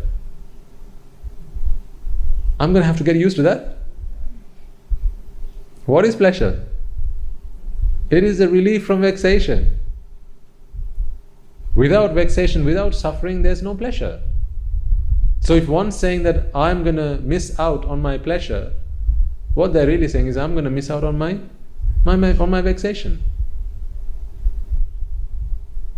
Hunger really is a good example in that situation. If you like food going into your stomach, that's because you're hungry. With every mouthful that you take in, your hunger is relieved by that much. If every mouthful has the capacity to relieve you of 20 units of hunger, and you're starting off with 100 units of hunger, right? With every mouthful, you're being relieved of 20 units of hunger. So the first mouthful goes in. Now your hunger has reduced by 20 units, and it's now 80 units of hunger. That 20 which reduced, that is what pleasure is. But it's only there while the food's going in. After it's gone in, no more. Now your default state is 80 units of hunger, that's it. That 20 units of relief from hunger you only experienced while the food was going in. While the food was dropping into your stomach, that's when you felt it. Seriously think about it, right? Let's say you've been served some food on a plate, you start eating, you're really hungry, you've taken a mouthful, and now someone takes away your plate. Are you feeling pleasure or are you still feeling hunger? You're feeling hunger. But while that mouthful went into your stomach, during the process, that few minutes, might have been a minute or a few seconds, during that time you felt pleasure. But now you're not feeling pleasure. Now you're complaining about hunger. Why are you complaining about the hunger? You should be happy about the pleasure that you had. But you can't be, because now there is no pleasure to talk about, because the food has already gone in. The only way you're going to experience that again is if you regurgitate. Pull it back into your mouth, push it back down into your stomach, like cows do. Right? If you regurgitate your food, take it back into your mouth and then push it back down again. Now you can continue. 100 units of hunger, 80 units of hunger. 100 units of hunger, 80 units of hunger. That is the only way you can find pleasure. Someone takes away your food, now you can't experience pleasure again. All you're feeling now is the hunger, and that is the suffering, that is the pain of hunger, that's the vexation of hunger. So this process has to run. This is why sometimes, some questions I get from some people, and these are all reasonable, valuable questions, because it helps to really get to the point of this. Let's say Rupa Vedana Sanya Sankara Vijnana. Rupa Vedana Sanya Sankara Vijnana has now arisen. This is at the peak of the curve. Now we freeze it. This Rupa Vedana Sanya Sankara Vijnana does not pass away. Let's imagine we created a way to do this, right? Through magic or somehow we have managed to find a way to freeze Rupa Vedana Sanya Sankara Vijnana. That chitta does not pass away. Are you okay with that? Is that because of the way I asked the question? Why are you not okay with that? You can't just say you're not okay. Why? Why? Yes, that's right. Because now that's a state. Rupa Vedana Sanya Sankara Vijnana has now arisen. That 5 has now arisen. For you to experience pleasure, it has to pass away. It has to. And then arise again. Now you are experiencing pleasure because there was pain beforehand. No pain, no gain. There has to be pain before you can experience the gain. There has to be suffering before you experience pleasure. But when it passes away, now you're experiencing viparinama dukkha, right? So tell me, do you not like viparinama dukkha? Put your hand up if you don't like Viparinama Dukkha. If you really, really don't like Viparinama Dukkha, put your hand up. Because what happens if there's no Viparinama Dukkha? There's going to be no pleasure. Put your hand up if you don't like Sankhara Dukkha. If there's no Sankhara Dukkha, will there be pleasure? No. Put your hand up then if you don't like vexation. You do like it, right? I don't know why I'm wasting my time then. Week after week after week, I'm talking to you about how do you remove vexation? How do you eradicate vexation? And I'm talking to a bunch of people who love vexation. I'm talking to a bunch of people who love to suffer. I'm talking, let's put a stop to suffering. I'm wasting my time. But isn't this the reality? So if you were able to freeze that chitta as it arose, that Rupa Vedana Sanya Sankhara Vijnana, if you were able to freeze that, you can no longer experience pleasure. It has to pass away. It has to. If it didn't pass away, you would not be able to experience pleasure. And because it has now passed away, after it passes away, now you have to do abhisankhara.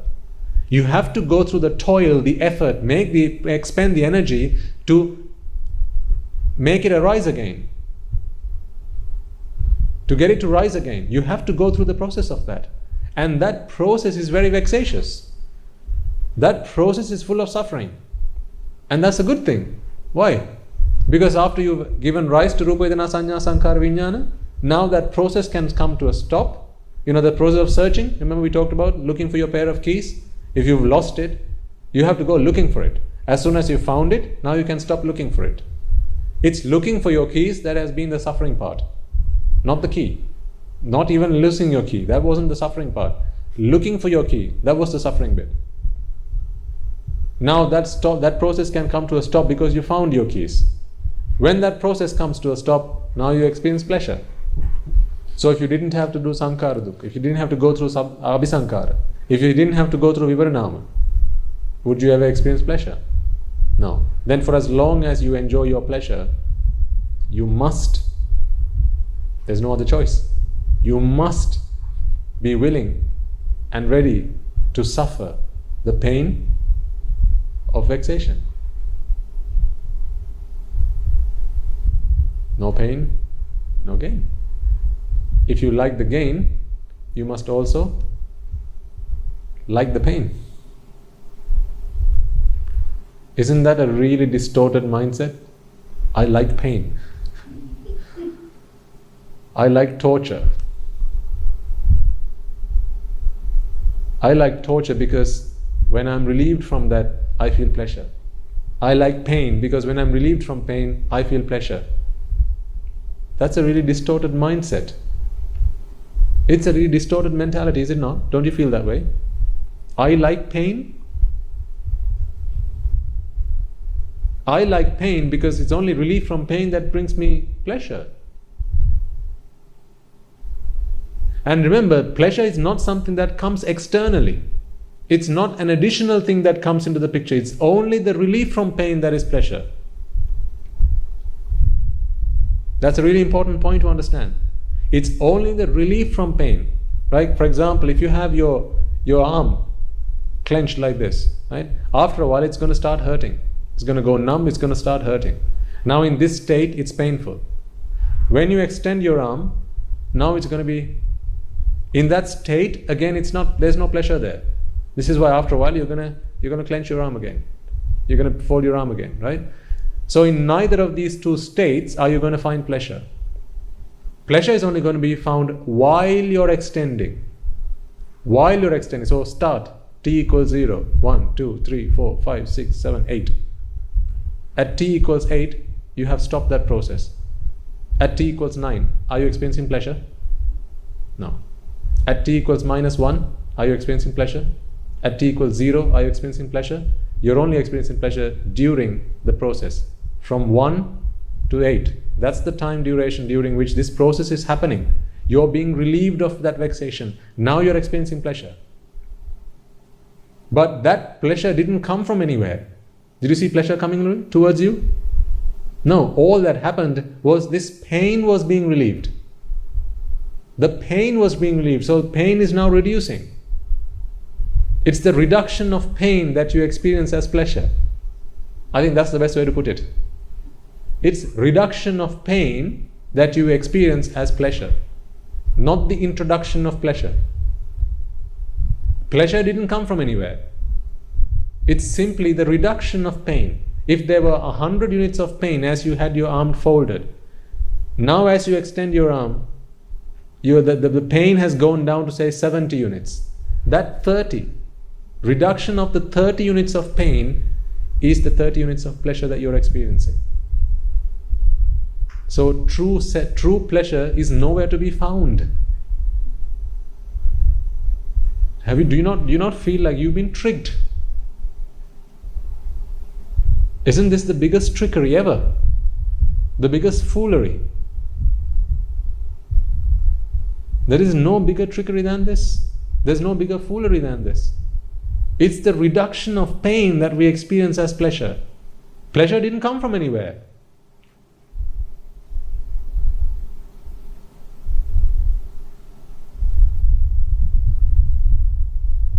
It's like if you're in debt. You're in debt by 1,000 rupees. Okay? Someone gives you money. Or let's say the bank decides to clear off your debt. Would you like that? So this is only a hypothetical situation. Don't keep your hopes high. Never gonna happen, okay? Never gonna happen. Dream on. You are in 1,000 rupees of debt. The bank decides to clear your debt. Or let's say you owe some money to a friend. Okay? You owe some money to your friend. And your friend decides, what the heck? It's New Year. I'm gonna write off your debt. They're not gonna give you any money. You're not gonna be any richer at the end of the process. What they're going to say is, I clear off your debt, you don't owe me anything much. Have you become any richer? Do you have any more money in your wallet compared to the moment before that? No. If you were bankrupt, if you didn't have a penny in your wallet, before this friend said that, wrote off your debt, you don't have a penny right now even after the fact.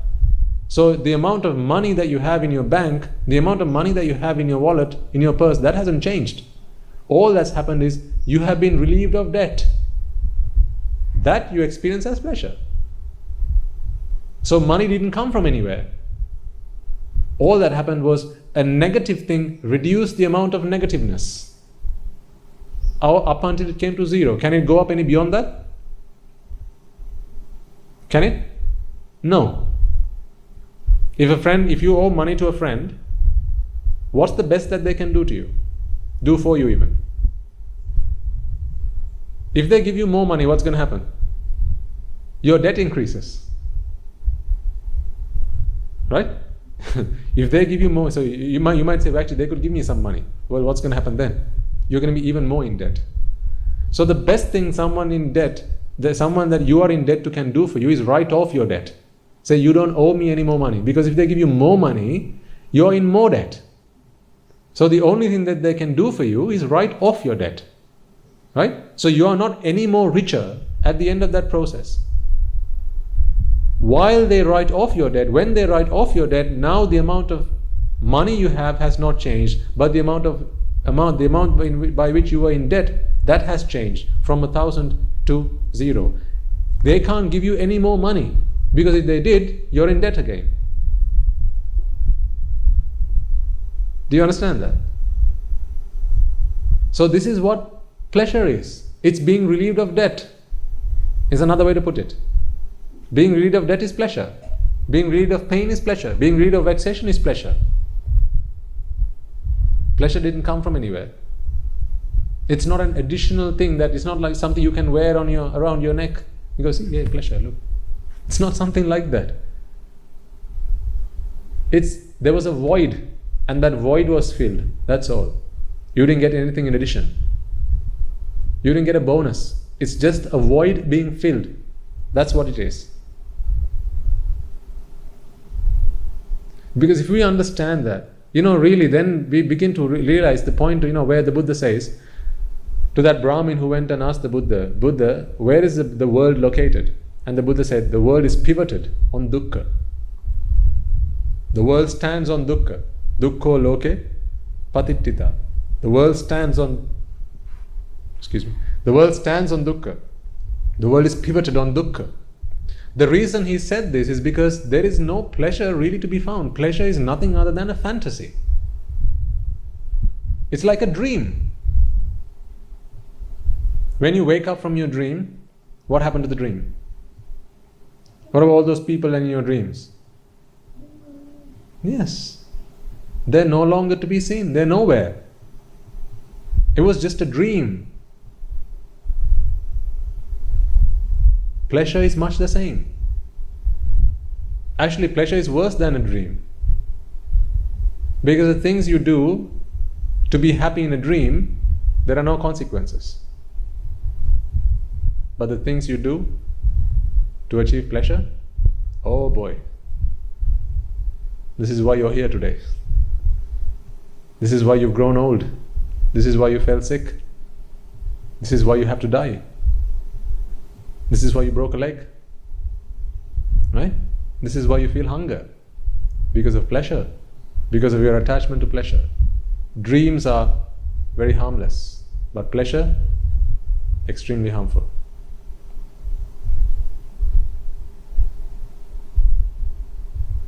But it's like a dream.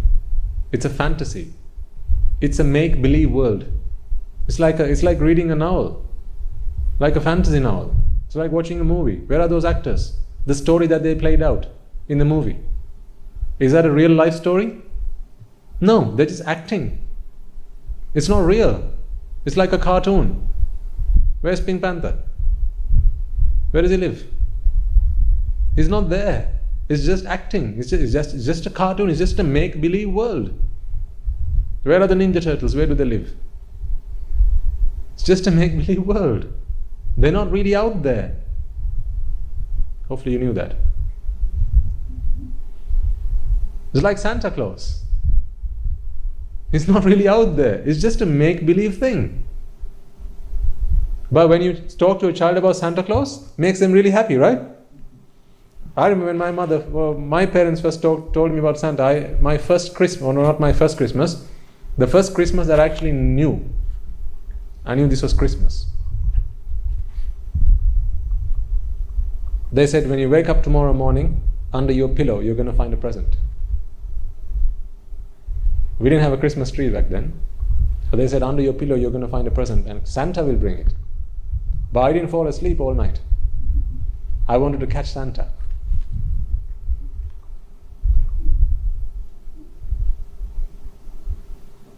So I burned the midnight oil, stayed up throughout the night, woke up in the morning, or rather I might have fallen asleep for maybe an hour or so, and I thought, I fell asleep. I must have missed him. That's probably when he came. I lifted my pillow and there was nothing underneath. I was really sad that day. I still remember. The first Christmas I waited for Santa to come. Until then I didn't know about Santa. Then I learned that Santa is someone who comes on Christmas Day and leaves a present. So I waited for Santa to do that. No, there was no Santa. So I was really sad about it. I hung my face for the whole day. I didn't even talk to my parents. Until later on they said, no, it was just a story. We just made it up. Later on only I realized that it was just a make-believe thing. And Ashwada is much the same. This pleasure is much the same. It's like Santa. The things that you tell to your children to put them to sleep at night. Fairy tales. Like Santa, like Ashwada. These are the things that put you to sleep at night. What? Pleasure. Ashwada. Because if not for pleasure, you wouldn't be able to sleep at night. Would you? If all you could think about was the vexations that you have, the frustrations of life, the pains of life, the torture of life, you wouldn't be able to sleep at night. That's when you have a sleepless night. Why do people like to watch a teledrama before they go to bed? Read a nice book, a novel. go on their phone and maybe watch a video, or go and spend some time on Facebook, have a fairy tale read out to them. Because in these books, in these stories, they find pleasure. But this is a make-believe world. They create a world so people can just live forgetting all the pains that they have in their life. In some countries, they invest a lot of money in industries, in the entertainment industry. The state invests a lot of money in the entertainment industry. I think India is one of them. And I'm sure there are many other countries where the state, the government, spends a lot of money in developing that industry, because when people get to watch a movie, girl and a guy running around a tree, having a good time, right? Now they have a make-believe world in which they can live. Now they forget all the vicissitudes of life. They forget all the atrocities of life, all the pains of life, all forgotten. They forget now that this child has no school to go to. They forget that there's no dinner on the plate for tomorrow. They forget all those problems. They forget that the bills haven't been paid. India was just an example. A lot of countries, they do this. Right? So, the reason they do this is because it's a make-believe world. They create this world so that you can now live in a fantasy land. Otherwise, just think about, if you like watching teledramas, why do you like watching teledramas? Some people make it a habit. Watch a telly before you go to bed. What time is Riddhi Pai? Is it 7 to 8? Oh, don't watch, okay.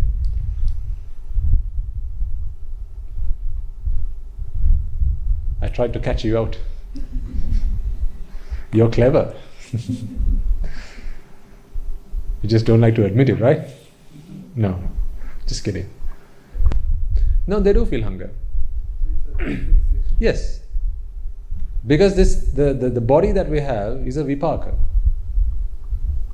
Right? For as long as we have a body, we are going to feel hunger, pain. Why do arahants go on pindapata? Right? So, physical pain, an end to physical pain is really death. With death comes end to all physical pain. But the problem is, for as long as the mind is in vexation, it's the mind that is being reborn again. And, the body that we have is like clothes that we wear. We keep changing our clothes, right? What you wear in the morning may not be what you wear in the evening. Every day you change your clothes. You get into pajamas, in the morning you change your clothes again, you go to work, change your clothes again, right? That's how, it's like that, how we go through in samsara. In this transmigration process, through this reincarnation process, we change our bodies, but the mind is what is vexing, and it's the mind that needs the body to relieve itself from vexation.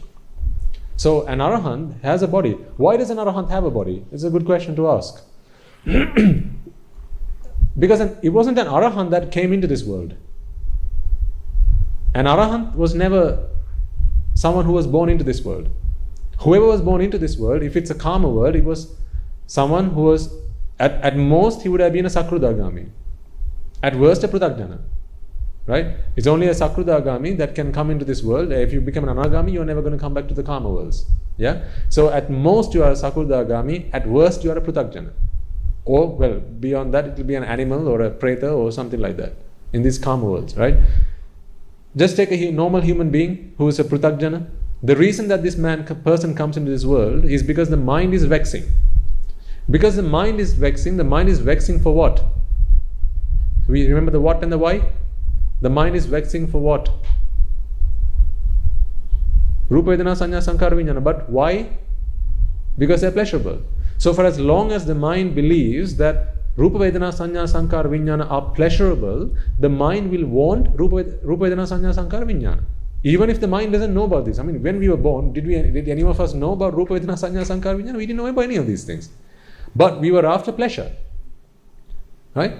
So the only way that pleasure can come, if you look at the technical detail of it, is when the mind is injected with Rupa Vedana Sanya Sankara Vijnana, Whether the mind knows about this or not has no bearing on this. The mind doesn't need to know about this. It's like medicine. You don't need to know what the medicine does. If you're injected with it, it's going to either do harm or good. You don't need to know what it's going to do, right? So like that, the mind can only be relieved of vexation when Rupa Vedana Sanya Sankara Vijnana are injected to the mind. But this relief is because the mind believes that what it's experiencing is pleasurable. So for the mind to be receiving Rupa Vedana Sanya Sankara Vijnana, this Rupa has to come from the outside world. As Rupa Rupa, Shabda Rupa, Gandha Rupa, Rasa Rupa, Sparsha Rupa and Dhamma Rupa. So Rupa Rupa can't come if you didn't have a pair of eyes. Shabda Rupa can't come if you didn't have a pair of ears. So sight, sound, smell, taste, touch, right? These things can't come if you didn't have your six senses. But a being cannot be born with just a pair of eyes. You need a body to support those eyes, or to support all the vital functions like feed, provide oxygen, blood, circulation, right? All these systems have to come into this body. Now when those systems come into the body, they need to be fed. They need to be given energy. And for that you need a stomach. And then when that stomach is empty, now you feel hunger. So even if you have become an arahant, that is just this change, the transformation that happens in the mind, not the body. The body is still the same body that this person came into this world with. So that body, that has a stomach, and that stomach feels hunger when the stomach is void of food. So this is why an arahant would go on pindapata. But an arahant never vexes mentally. All vexations are only physical. Remember, why did the Buddha permit us to, or monks, to make use of the 4 requisites? What are the 4 requisites? Food, shelter, medicine, and clothes. Which of these 4 are an answer to mental vexation? Which one of these 4 is an answer to mental vexation? None. Absolutely right. But all 4 of these are answers to physical vexation.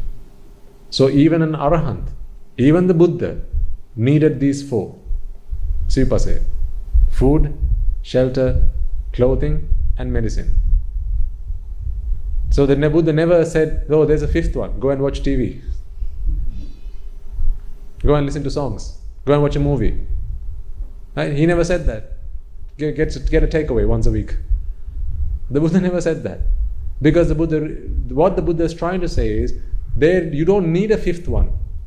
Because the 5th one, if you need it, all you need is really the Dhamma. Because you're mad.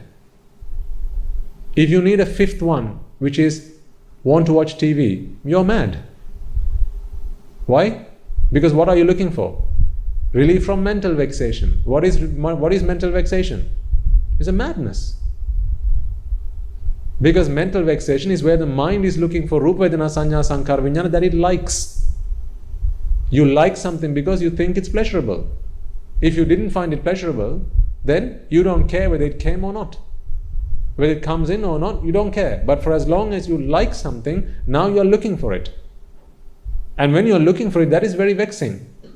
And as soon as you receive it, now you are relieved of vexation, now you experience pleasure. This is all madness. Insanity.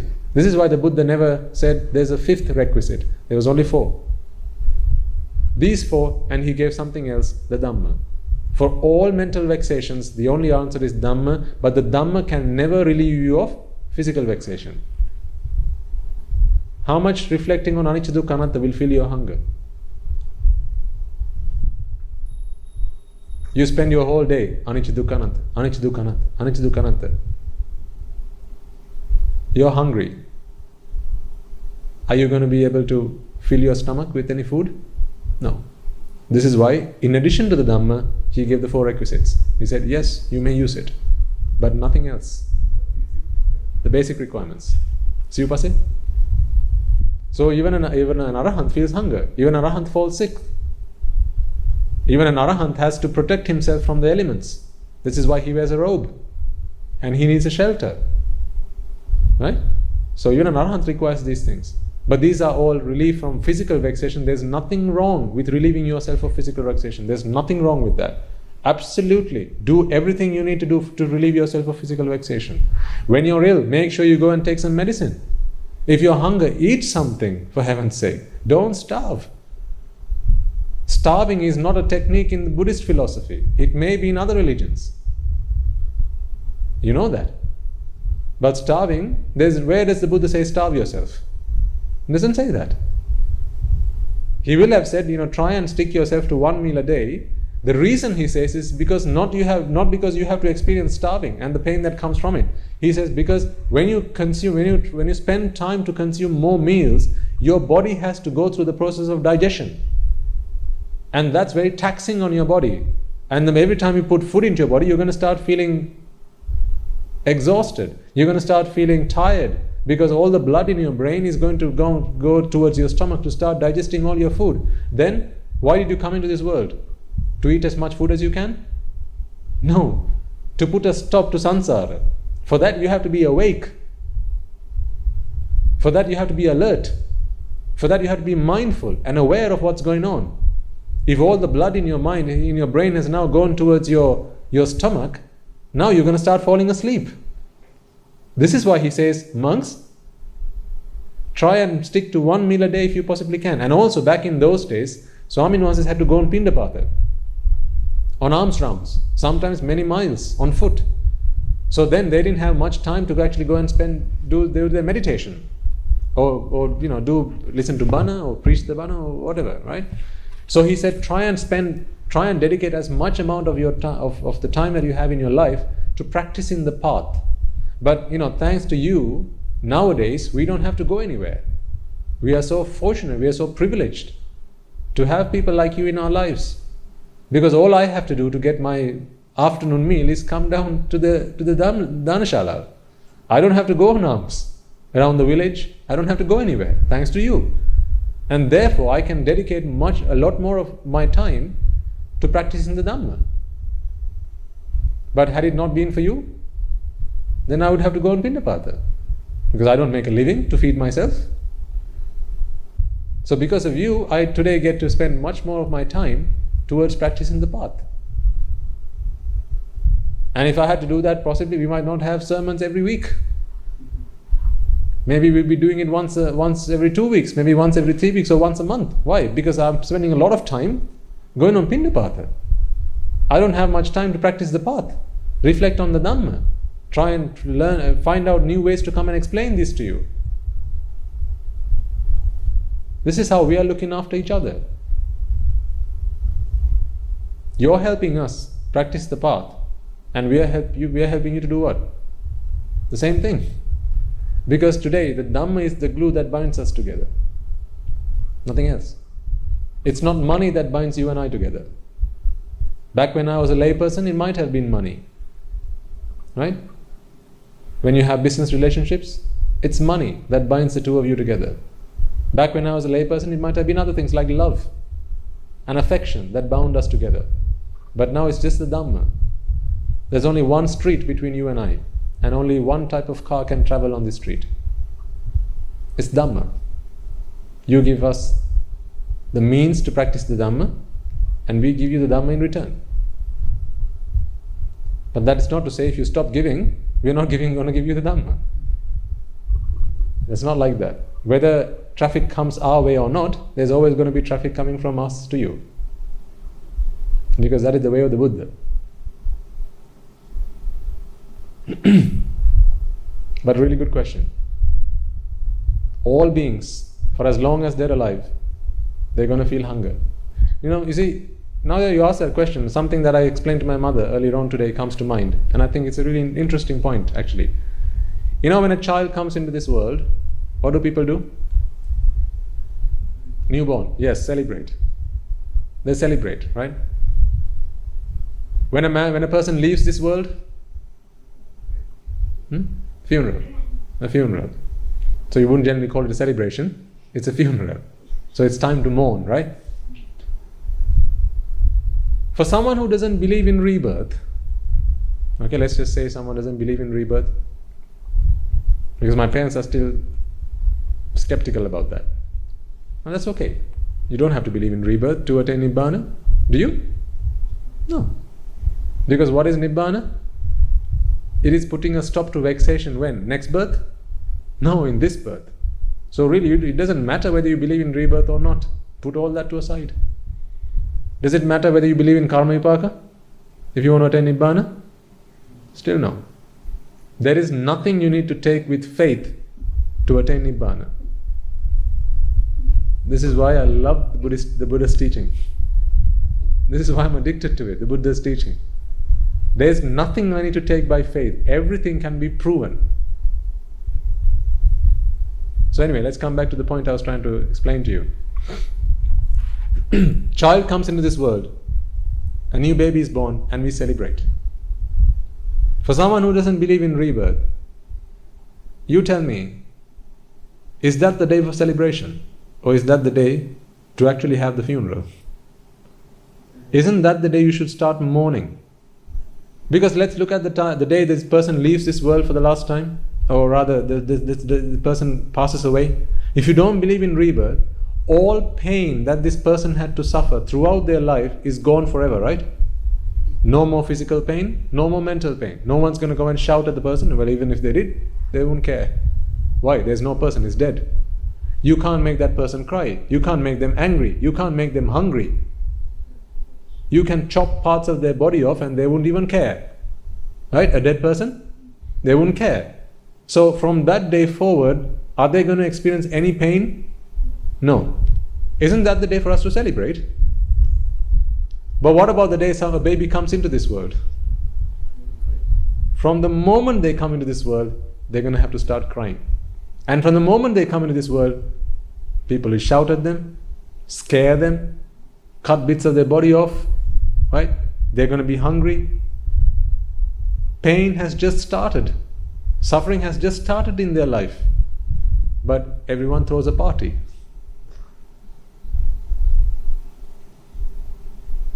Gone mad or not? People have just thrown a party. Everyone's laughing. The baby's crying. People have gone mad. Why don't the parents know that from this day forward, this child will have to fight for their life? Every breath with uncertainty. It may be the last breath. And now this child has got to grow up. They're going to have to learn about the world that they live in. They're going to have to learn about the people who live in this world, about how cruel people are, right? They're going to have to start to go to school, have to start to do their homework. No, nobody likes doing their homework. They're going to have to start to make a living one day and then fall in debt, go through all the pain of heartbreaks, right? Be cheated, right? Fall into traps. People are going to shout at them. They're going to be angry. All this pain has just started. Why do people celebrate then? That is the day to mourn. A child has just come into this world. This is why they say Jati Dukkha.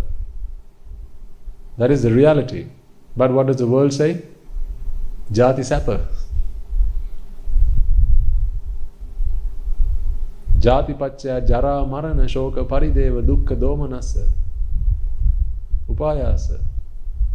It's all started with Jati. That's not the day to celebrate then, really. That's the day to start mourning. But the day the person dies, actually that's the day to celebrate. See, end of all suffering for that person. But what happens really? People cry on that day. Are they really crying for the dead person? No. Don't ever be fooled. If you go to a funeral and you see all people crying around the dead body, don't ever be fooled that they're crying on behalf of the dead person. Who are they crying on behalf of? Themselves. Because if you're fooled by that, then you're going to think, oh, when I die one day, my family is going to surround me and they're also going to start crying for me because they love me. Oh, no. They will cry, yes, sure enough. Not because they love you, because they love themselves. Did I tell you about our monk who was at the hospital? Yes. And there were a lot of patients who passed away while he was there.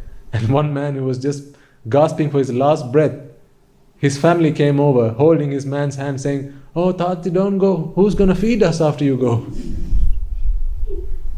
Who's going to look after us after you die? Tati, come back. This is the true nature of people. True nature of people who have avidya and tanha, ignorance and attachment. But of course, Guru Swaminathan says, hold on to your life as much as you possibly can. Don't die. Right? Don't die. Hold on to your life as much as you possibly can. Why? Because you bring him dane? Huh? No. Because if you die, you have just said farewell to the Sambuddha Shasana. You have said farewell. You have bid farewell to your human life. The only chance you had to escape this endless rebirth cycle, this endless, meaningless process of reincarnation. That's why you have to hold on to it. Hold on to your dear life as much as you possibly can.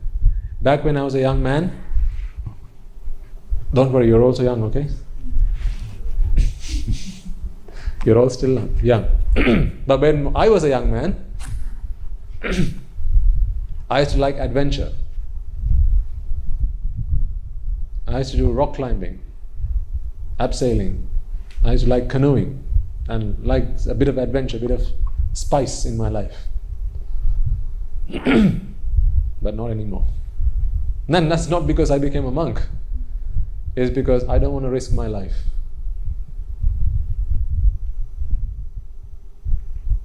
I used to go rock climbing for fun.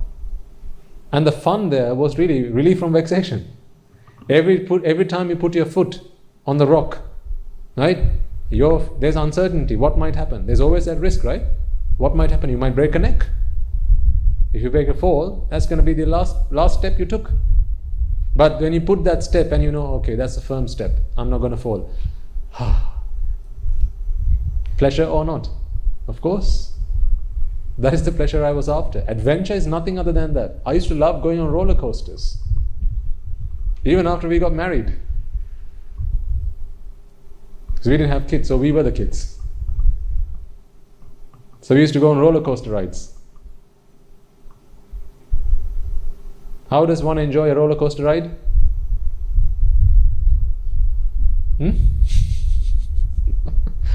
You do enjoy pleasure on a roller coaster, right? Where do you get the pleasure from?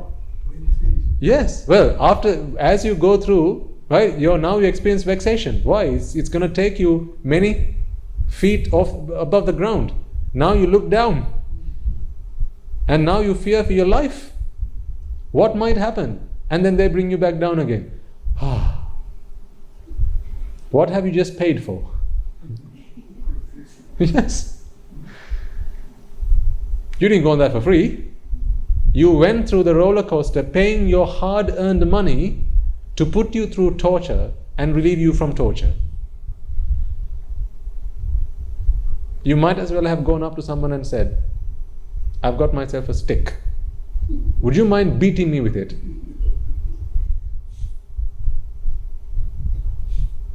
And then patting where you've beat me after you finish beating me. It wouldn't cost you anything to do that. Or do it yourself. Hit yourself with a stick and then pat yourself there. Pleasure. For free. You don't have to go on the roller coaster for that. You don't have to spend any money. Isn't that what going on a roller coaster is? All these rides. This is what adventure is. People say adventure is pleasure. Yes, of course. But first put yourself through torture. Now relieve yourself from torture. Now you've experienced pleasure. Watching a movie is much the same.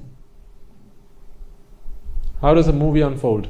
You sit in front of the TV, either at the cinema or at home, right? You're watching a movie. Movie starts. First they show you some characters and you start to attach yourself to them. One guy comes in really muscular, six-pack, and the women go, ooh, yeah. And the guys go, that's my hero. I want to be like him. Right? So now you start attaching yourself. A really pretty woman comes in. Lady comes into the picture. I like. So now you're attaching yourself. Right? So now you have people that you have attached yourself to. So you don't want any harm to come to them, do you? No, you want them to live happily ever after. Or you want them to live happily even from now on. So they have a child, beautiful life. But that's only the beginning of the story. What happens afterwards? Someone evil comes into the story. Right? The evil guy comes into the story. He takes the child away, kidnaps the child, or threatens the husband with a ransom. I'm going to take your wife, I've taken your wife, give me ransom and I'll return your wife. Now what happens? Now you're vexing. Why? Because you are attached to them. You don't like any harm to come to them because you're attached to them. So now you're vexing. Are those people vexing? The actors? No. The guy's been caged up. Okay, the husband's been caged up in the evil man. He's got a lair in which this man's been caged up. The director says, cut, end of shooting for today. Where do they go afterwards? To the pub for a drink. And they're earning their day's wage. But what about you and I? We are sat in front of the television, vexing. What about when Superman and Lex Luthor? What's going on when you're watching that? Vexing. What about those two guys? Best friends. And you thought Superman's worst enemy was Lex? No, they're best friends. Every other week they spend a sleepover at the other guy's house. That's how close friends they are. But you and I, we watch that movie. We are vexing inside. And then somehow or the other, the hero comes back into the picture. Saves the child. Saves the wife. Saves the husband. Right? There's a fight. Whenever there's a fight scene, what happens inside? You burn inside, don't you? When the evil guy hits your hero, do you not feel the pain inside? But when the hero starts hitting the evil guy, you gotta give him one for me as well. Even you start hitting the screen, pretending to hit, because this anger is inside of you, and you're enjoying this process of the bad guy getting beaten up. Yes? Yeah. Vexation. And then somehow towards the end of that, after the climax of the movie, now the good guy, he wins the battle, he wins the fight. The wife has been retrieved, child has been retrieved, and they live a happy life ever after. So here's your mentality from the start to end of the movie. Start, attachment. Now you're vexing. Little while later, the evil guy starts to hit the good guy, your hero. Intense vexation. Intense, there's a fight scene. That fight scene, this is why you watch the movie in the first place, the fight scene. Right? Throughout the fight scene, you're vexing inside. Intense vexation. Somehow, the good guy wins. Relief from vexation. Now you say, that was a top-class movie. You worked an entire month to earn, how much is it nowadays to watch a movie? 500 rupees, 600 rupees? How much? 1,000 rupees? Okay. So you earned 1,000 rupees, you took that to the cinema. There was a guy at the ticket box. You said, hey mister, here's 1,000 rupees. Would you mind doing me a favor? He says, what can I do for you? You say, would you mind vexing me and then relieving me from my vexation? He says, sure. Here's a ticket. Would you mind putting me through suffering and then relieving me from my suffering? Sure, you got to buy a ticket for that. Oh, no problem. Then you go into the cinema hall. Now they vex you and relieve you from vexation. Seriously tell me, would you not have been better off keeping your money in your pocket, going to your garden, getting a good stick from a guava tree or something like that, right? And really spanking yourself with it.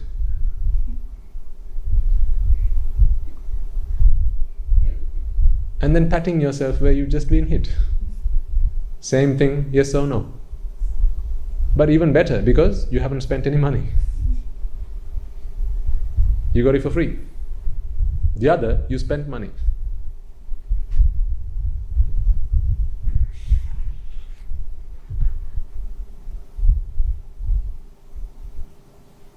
When are you going to watch your next movie? When would you like to go to the cinema again? When's the next Superman movie coming out?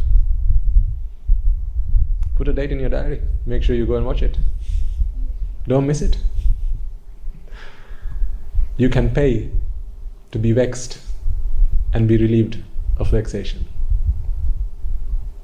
People have gone mad. Do you see how people make a living out of you? If you don't understand the Buddha's Dhamma, do you see how people can make a living out of you? Roller coaster rides, nothing but making a living out of your happiness. You're selling your happiness to them. You're selling your peace of mind to them. Vex me and relieve me from vexation. You're paying people money to do that for you. Really, this is why I'm saying, understand this, gentlemen, ladies and gentlemen. Otherwise, this is just crazy. I really don't want to live in a world like this where there is seriously no pleasure to be had except for this fantasy world of pleasure. This is a fantasy, it's a dream. It's not real. Pleasure is not real. Pleasure is a fake. It's a fake. We've all been caught. We've all been tricked. Come out of this trickery. Save yourself. Seek refuge in the Buddha. Seek refuge in the Dhamma. Seek refuge in the Sangha. If not for the Buddha, Dhamma and the Sangha, you would not have heard me say this. If I hadn't said this, you would not have realized what you do when you go to the cinema. What happens to you when you sit in front of the TV? What happens to you when the teledrama leaves you on a climax, waiting for you to come back and sit in front of the TV next day, 7 o'clock sharp, so you don't miss 1 minute of the next episode.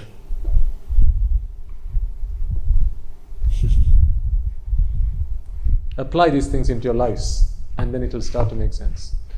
So we chant the Arya Maitreya, and we'll bring the sermon to a close. May I and all beings in all worlds be freed from the fire of birth, freed from the fire of decay, freed from the fire of illness, freed from the fire of death, freed from the fire of sorrow, freed from the fire of lamentation, healed with the ultimate bliss of Nibbana, healed with the ultimate bliss of Nibbana, healed with the ultimate bliss of Nibbana. May I and all beings in all worlds be freed from the fire of suffering, freed from the fire of discontentment, freed from the fire of exhaustion, freed from the fire of disappointment, freed from the fire of clinging on to the 5 aggregates, healed with the ultimate bliss of Nibbana, healed with the ultimate bliss of Nibbana, healed with the ultimate bliss of Nibbana. May I and all beings in all worlds be freed from the suffering of samsara, freed from the disease of samsara, freed from the fear of samsara, freed from the fire of samsara, freed from the flames of samsara, freed from the burning of samsara, freed from the sorrow of samsara, freed from the lust of samsara, freed from the clutches of samsara, healed with the ultimate bliss of Nibbana, healed with the ultimate bliss of Nibbana, healed with the ultimate bliss of Nibbana. The calm worlds are in despair, May I and all beings be freed from the Kama worlds. The Rupa worlds are in despair. May I and all beings be freed from the Rupa worlds. The Arupa worlds are in despair. May I and all beings be freed from the Arupa worlds. All worlds are in despair. May I and all beings be freed from all the worlds. Nibbana is the only salvation. May I and all beings attain Nibbana. Nibbana is the only salvation. May I and all beings attain Nibbana. Nibbana is the only salvation. May I and all beings attain Nibbana. Letting go is the only salvation. May I and all beings let go. Detachment is the only salvation. May I and all beings be detached. Being freed is the only salvation. May I and all beings be freed. Nibbana is the only salvation. May I and all beings attain Nibbana. Nibbana is the only salvation. May I and all beings attain Nibbana. Nibbana is the only salvation. May I and all beings attain Nibbana. May I and all beings in all worlds be freed from the bondage of lust, freed from the bondage of aversion, freed from the bondage of delusion, freed from the bondage of Mara, healed with the eternal bliss of Nibbana, healed with the eternal bliss of Nibbana, healed with the eternal bliss of Nibbana, healed with the eternal bliss of Nibbana, healed with the eternal bliss of Nibbana, healed with the eternal bliss of Nibbana, healed with the eternal bliss of Nibbana. Right at the start of the sermon I asked you, what is the most precious thing to you? What do you have ranking number 1 in your list now?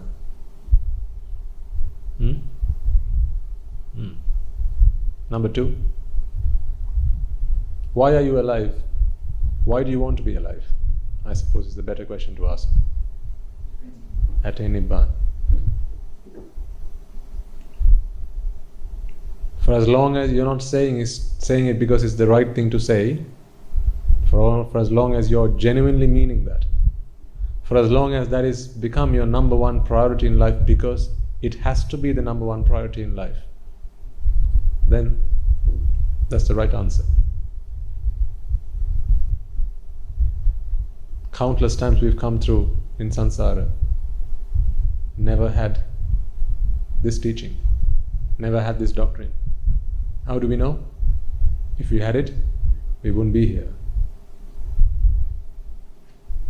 If we don't make use of it now, we're going to lose it again. This is like finding a needle in a haystack. Seriously is. You've heard the idiom, right? Finding a needle in a haystack. Finding this needle in a haystack requires a Buddha. The needle's there, but finding it requires a Buddha, a supreme Buddha. Now the Buddha's found it. All we have to do is weave our cloth, which is torn. Weave it, and then throw the needle away. Or pass it on to somebody else. You don't need the needle after you've done your job. The Dhamma is like the needle that is in the haystack. After you've sewn your cloth, now you no longer need it. After you've sewn the bit that is torn, now you no longer need it. Even the Dhamma is not something we have to attach ourselves to. Yes? This is why I say, don't let people brand you, particularly as people that walk in the path of Dhamma. Right? You have to be very careful. Because the mind is such that it always tries to find a way to become somebody in a crowd, in a gathering, in the family, in society. Always tries to become somebody, tries to become someone prominent, always tries to raise his ugly head. This is ego. Don't let yourself do that. This is like diabetes. You can cure it, but that will only happen once you become an Arahant. Once you become an Arahant, ego will have no problem in your life. But until then, you have to learn to live with it. So don't let it raise its ugly head. Always be aware, ego. I'm not going to do what you say. I'm going to do the exact opposite of what you say. I'm going to do the exact opposite of what you say. If you act like that, then you can get this done in this very life. So make that resolve, make that determination, and let's get this done. We can do this. We can all do this. You're here because you want to do it, right? There could have been many other things, plenty other things you could have done on a Sunday. And I know getting back now is going to be pretty late by the time you get back, isn't it? You have a long way to go. And tomorrow morning usually might even be a difficult start because of the fact that you come along to these Sunday evening sermons. Might not be easy, but you come along nevertheless because you want to do this. So let's do it then. We can do this. We can do this together. Don't give up. When it gets tough, the tough gets going. Right? When the going gets tough, the tough gets going. So if the going is becoming tough now, that's good. The last few steps are going to be pretty tough. In a hurdle race, the last hurdles are going to be the tallest ones. Once you get over them, that's it. You're done. So don't give up. Have courage, have guts, don't be a coward. Associate the right people. Associate people who will always encourage you to attain Nibbana. Walk this path. Try and cut down your associations with people that always encourage you to go and embrace the world. While you live in society, you might have to keep those connections, but limit those connections, limit to how much they can influence you. All you have to do is be aware, be mindful. What are they asking you to do? This is why I say become a Sotapanna as soon as you possibly can. Because once you become a Sotapanna, now they can't give you any more drushti about the world. Because whatever they throw your way, you know, no, can't be. You say that's pleasurable? No, can't be. Once you become a Sotapanna, that's it. You can no longer be bound to this world. You can't be tied, you can't be ensnared. You will get out of this. That's the guarantee the Buddha gives you. So let's all try and do that. Okay. So let's transfer the merits that we have all acquired today and conclude the sermon. First and foremost, let's remind ourselves once again that it's because of the Supremely Enlightened One, the Perfect One, the Omniscient One, the Undefeatable One, the Undefeated One, the Unvanquished One, the Supreme Gautama Buddha, that we have the gift of Dhamma today. It is because he sacrificed himself over many yawns in samsara, many births in samsara, for the liberation, salvation of every sentient being, that we have the gift of Dhamma today. Let us also remind ourselves of the Bhikkhu, Bhikkhunis, Upasaka, Upasikas throughout the world who sacrificed their lives all the way, passing down the gift of Dhamma down through the generations, all the way down to us, in the form of the Tripitaka, which we have today at our disposal. It is because of their sacrifice, their commitment, their dedication that we have the Dhamma that we can study, we can analyze, we can comprehend, and that helps us to attain Nibbana. So, may through the power of all the merits that we have all acquired today, all those Bhikkhu, Bhikkhunis, Upasaka, Upasikas who dedicated and sacrificed their lives to protecting and preserving the Dhamma, be able to rejoice in those merits. If any of them have today been born in the woeful planes, may through the power of these merits they be able to redeem themselves from those woeful planes, be born in the blissful planes. May through the power of these merits they abstain from the unmeritorious deeds, fulfill the meritorious deeds, fulfill the Noble Eightfold Path, and attain the supreme bliss of Nibbana. Sadhu, sadhu, sadhu. Let us also take a moment to transfer merits to all the members of the Mahasangha throughout the world, wherever they may be, as Mahanayakas, the Anunayakas, in whatever capacity they may be acting. It is they who have been protecting and preserving the Sambuddha Shasana all this time. It is because of them today I have been able to ordain myself. It is thanks to them that today you are able to listen to this sermon, observe the precepts and so on and so forth. So may all those members of the Mahasangha be able to rejoice in the merits that we have all acquired today, particularly passing on merits to the members of the Mahasangha who are resident in your local temples, in your local nunneries. It is they who have always been by your side through thick and thin, come rain or shine, through your hard times and the difficult times in your life. They have always been by your side to bless you, to help you, to guide you. So may they all be able to rejoice in the merits that we have all acquired today. May through the power of these merits they be able to redeem themselves. May through the power of these merits they abstain from the unmeritorious deeds, fulfill the meritorious deeds, fulfill the noble eightfold path, and attain the supreme bliss of Nibbana. Sadhu, sadhu, sadhu. Let us also take a moment to transfer merits to the Devas, Brahmas, spirits, demons and the dead that we invited at the start of this sermon, as well as all our ancestors, those who have predeceased us, who have come along with us in this infinitely long journey in samsara, our mothers, fathers, brothers, sisters, uncles, aunts, nephews, nieces, grandparents and so on and so forth, husbands, wives, children and so on and so forth, not just in this birth but also in our previous births. May they all be able to rejoice in the merits that we have all acquired today, being grateful for all that they have done for us throughout all those encounters that we have had in samsara. If any of them have been today born in the woeful planes, may through the power of these merits they be able to redeem themselves from those woeful planes and be able to be born in the blissful planes. May through the power of these merits they abstain from the unmeritorious deeds, fulfill the meritorious deeds, fulfill the noble eightfold path and attain the supreme bliss of Nibbana. Sadhu, sadhu, sadhu. Let us also take a moment to transfer merits to the members of the Mahasangha, as well as the Anagarikas who are resident at this monastery. It is they who have made a lot of effort today to organize this event for you, make this venue available to you, and make this venue, prepare this venue for you for your listening comfort by arranging the chairs and also by decorating this stadium, or rather this stage as an offering to the Dhamma. It is because of them that today you and I have been able to preach this sermon as well as listen to this sermon, so may they all be able to rejoice in the merits that we have all acquired today. As well as that, take a moment to transfer merits to all the members of your family, your mothers, fathers, husbands, wives, brothers, sisters. Perhaps some of them have today relieved you of your duties and responsibilities, as a result of which you are able to be here today to listen to this sermon. As well as take a moment to transfer merits to people who you work with, your employers, your employees. It is because of them that today perhaps you have been able to be here today, because they have relieved you of your duties and responsibilities, because they have taken on those duties and responsibilities on your behalf, that today you are able to be here today. So may they all also rejoice in the merits that we have all acquired today. Also taking a moment to transfer merits to all those who might have helped you be here today in terms of providing you with transport, or perhaps by inviting you to be here today, or perhaps by offering you a glass of water or maybe a meal to quench your thirst, to sate your hunger. It is thanks to them that today you are able to listen to this sermon in peace and harmony without any of the physical discomforts which might have come to you otherwise.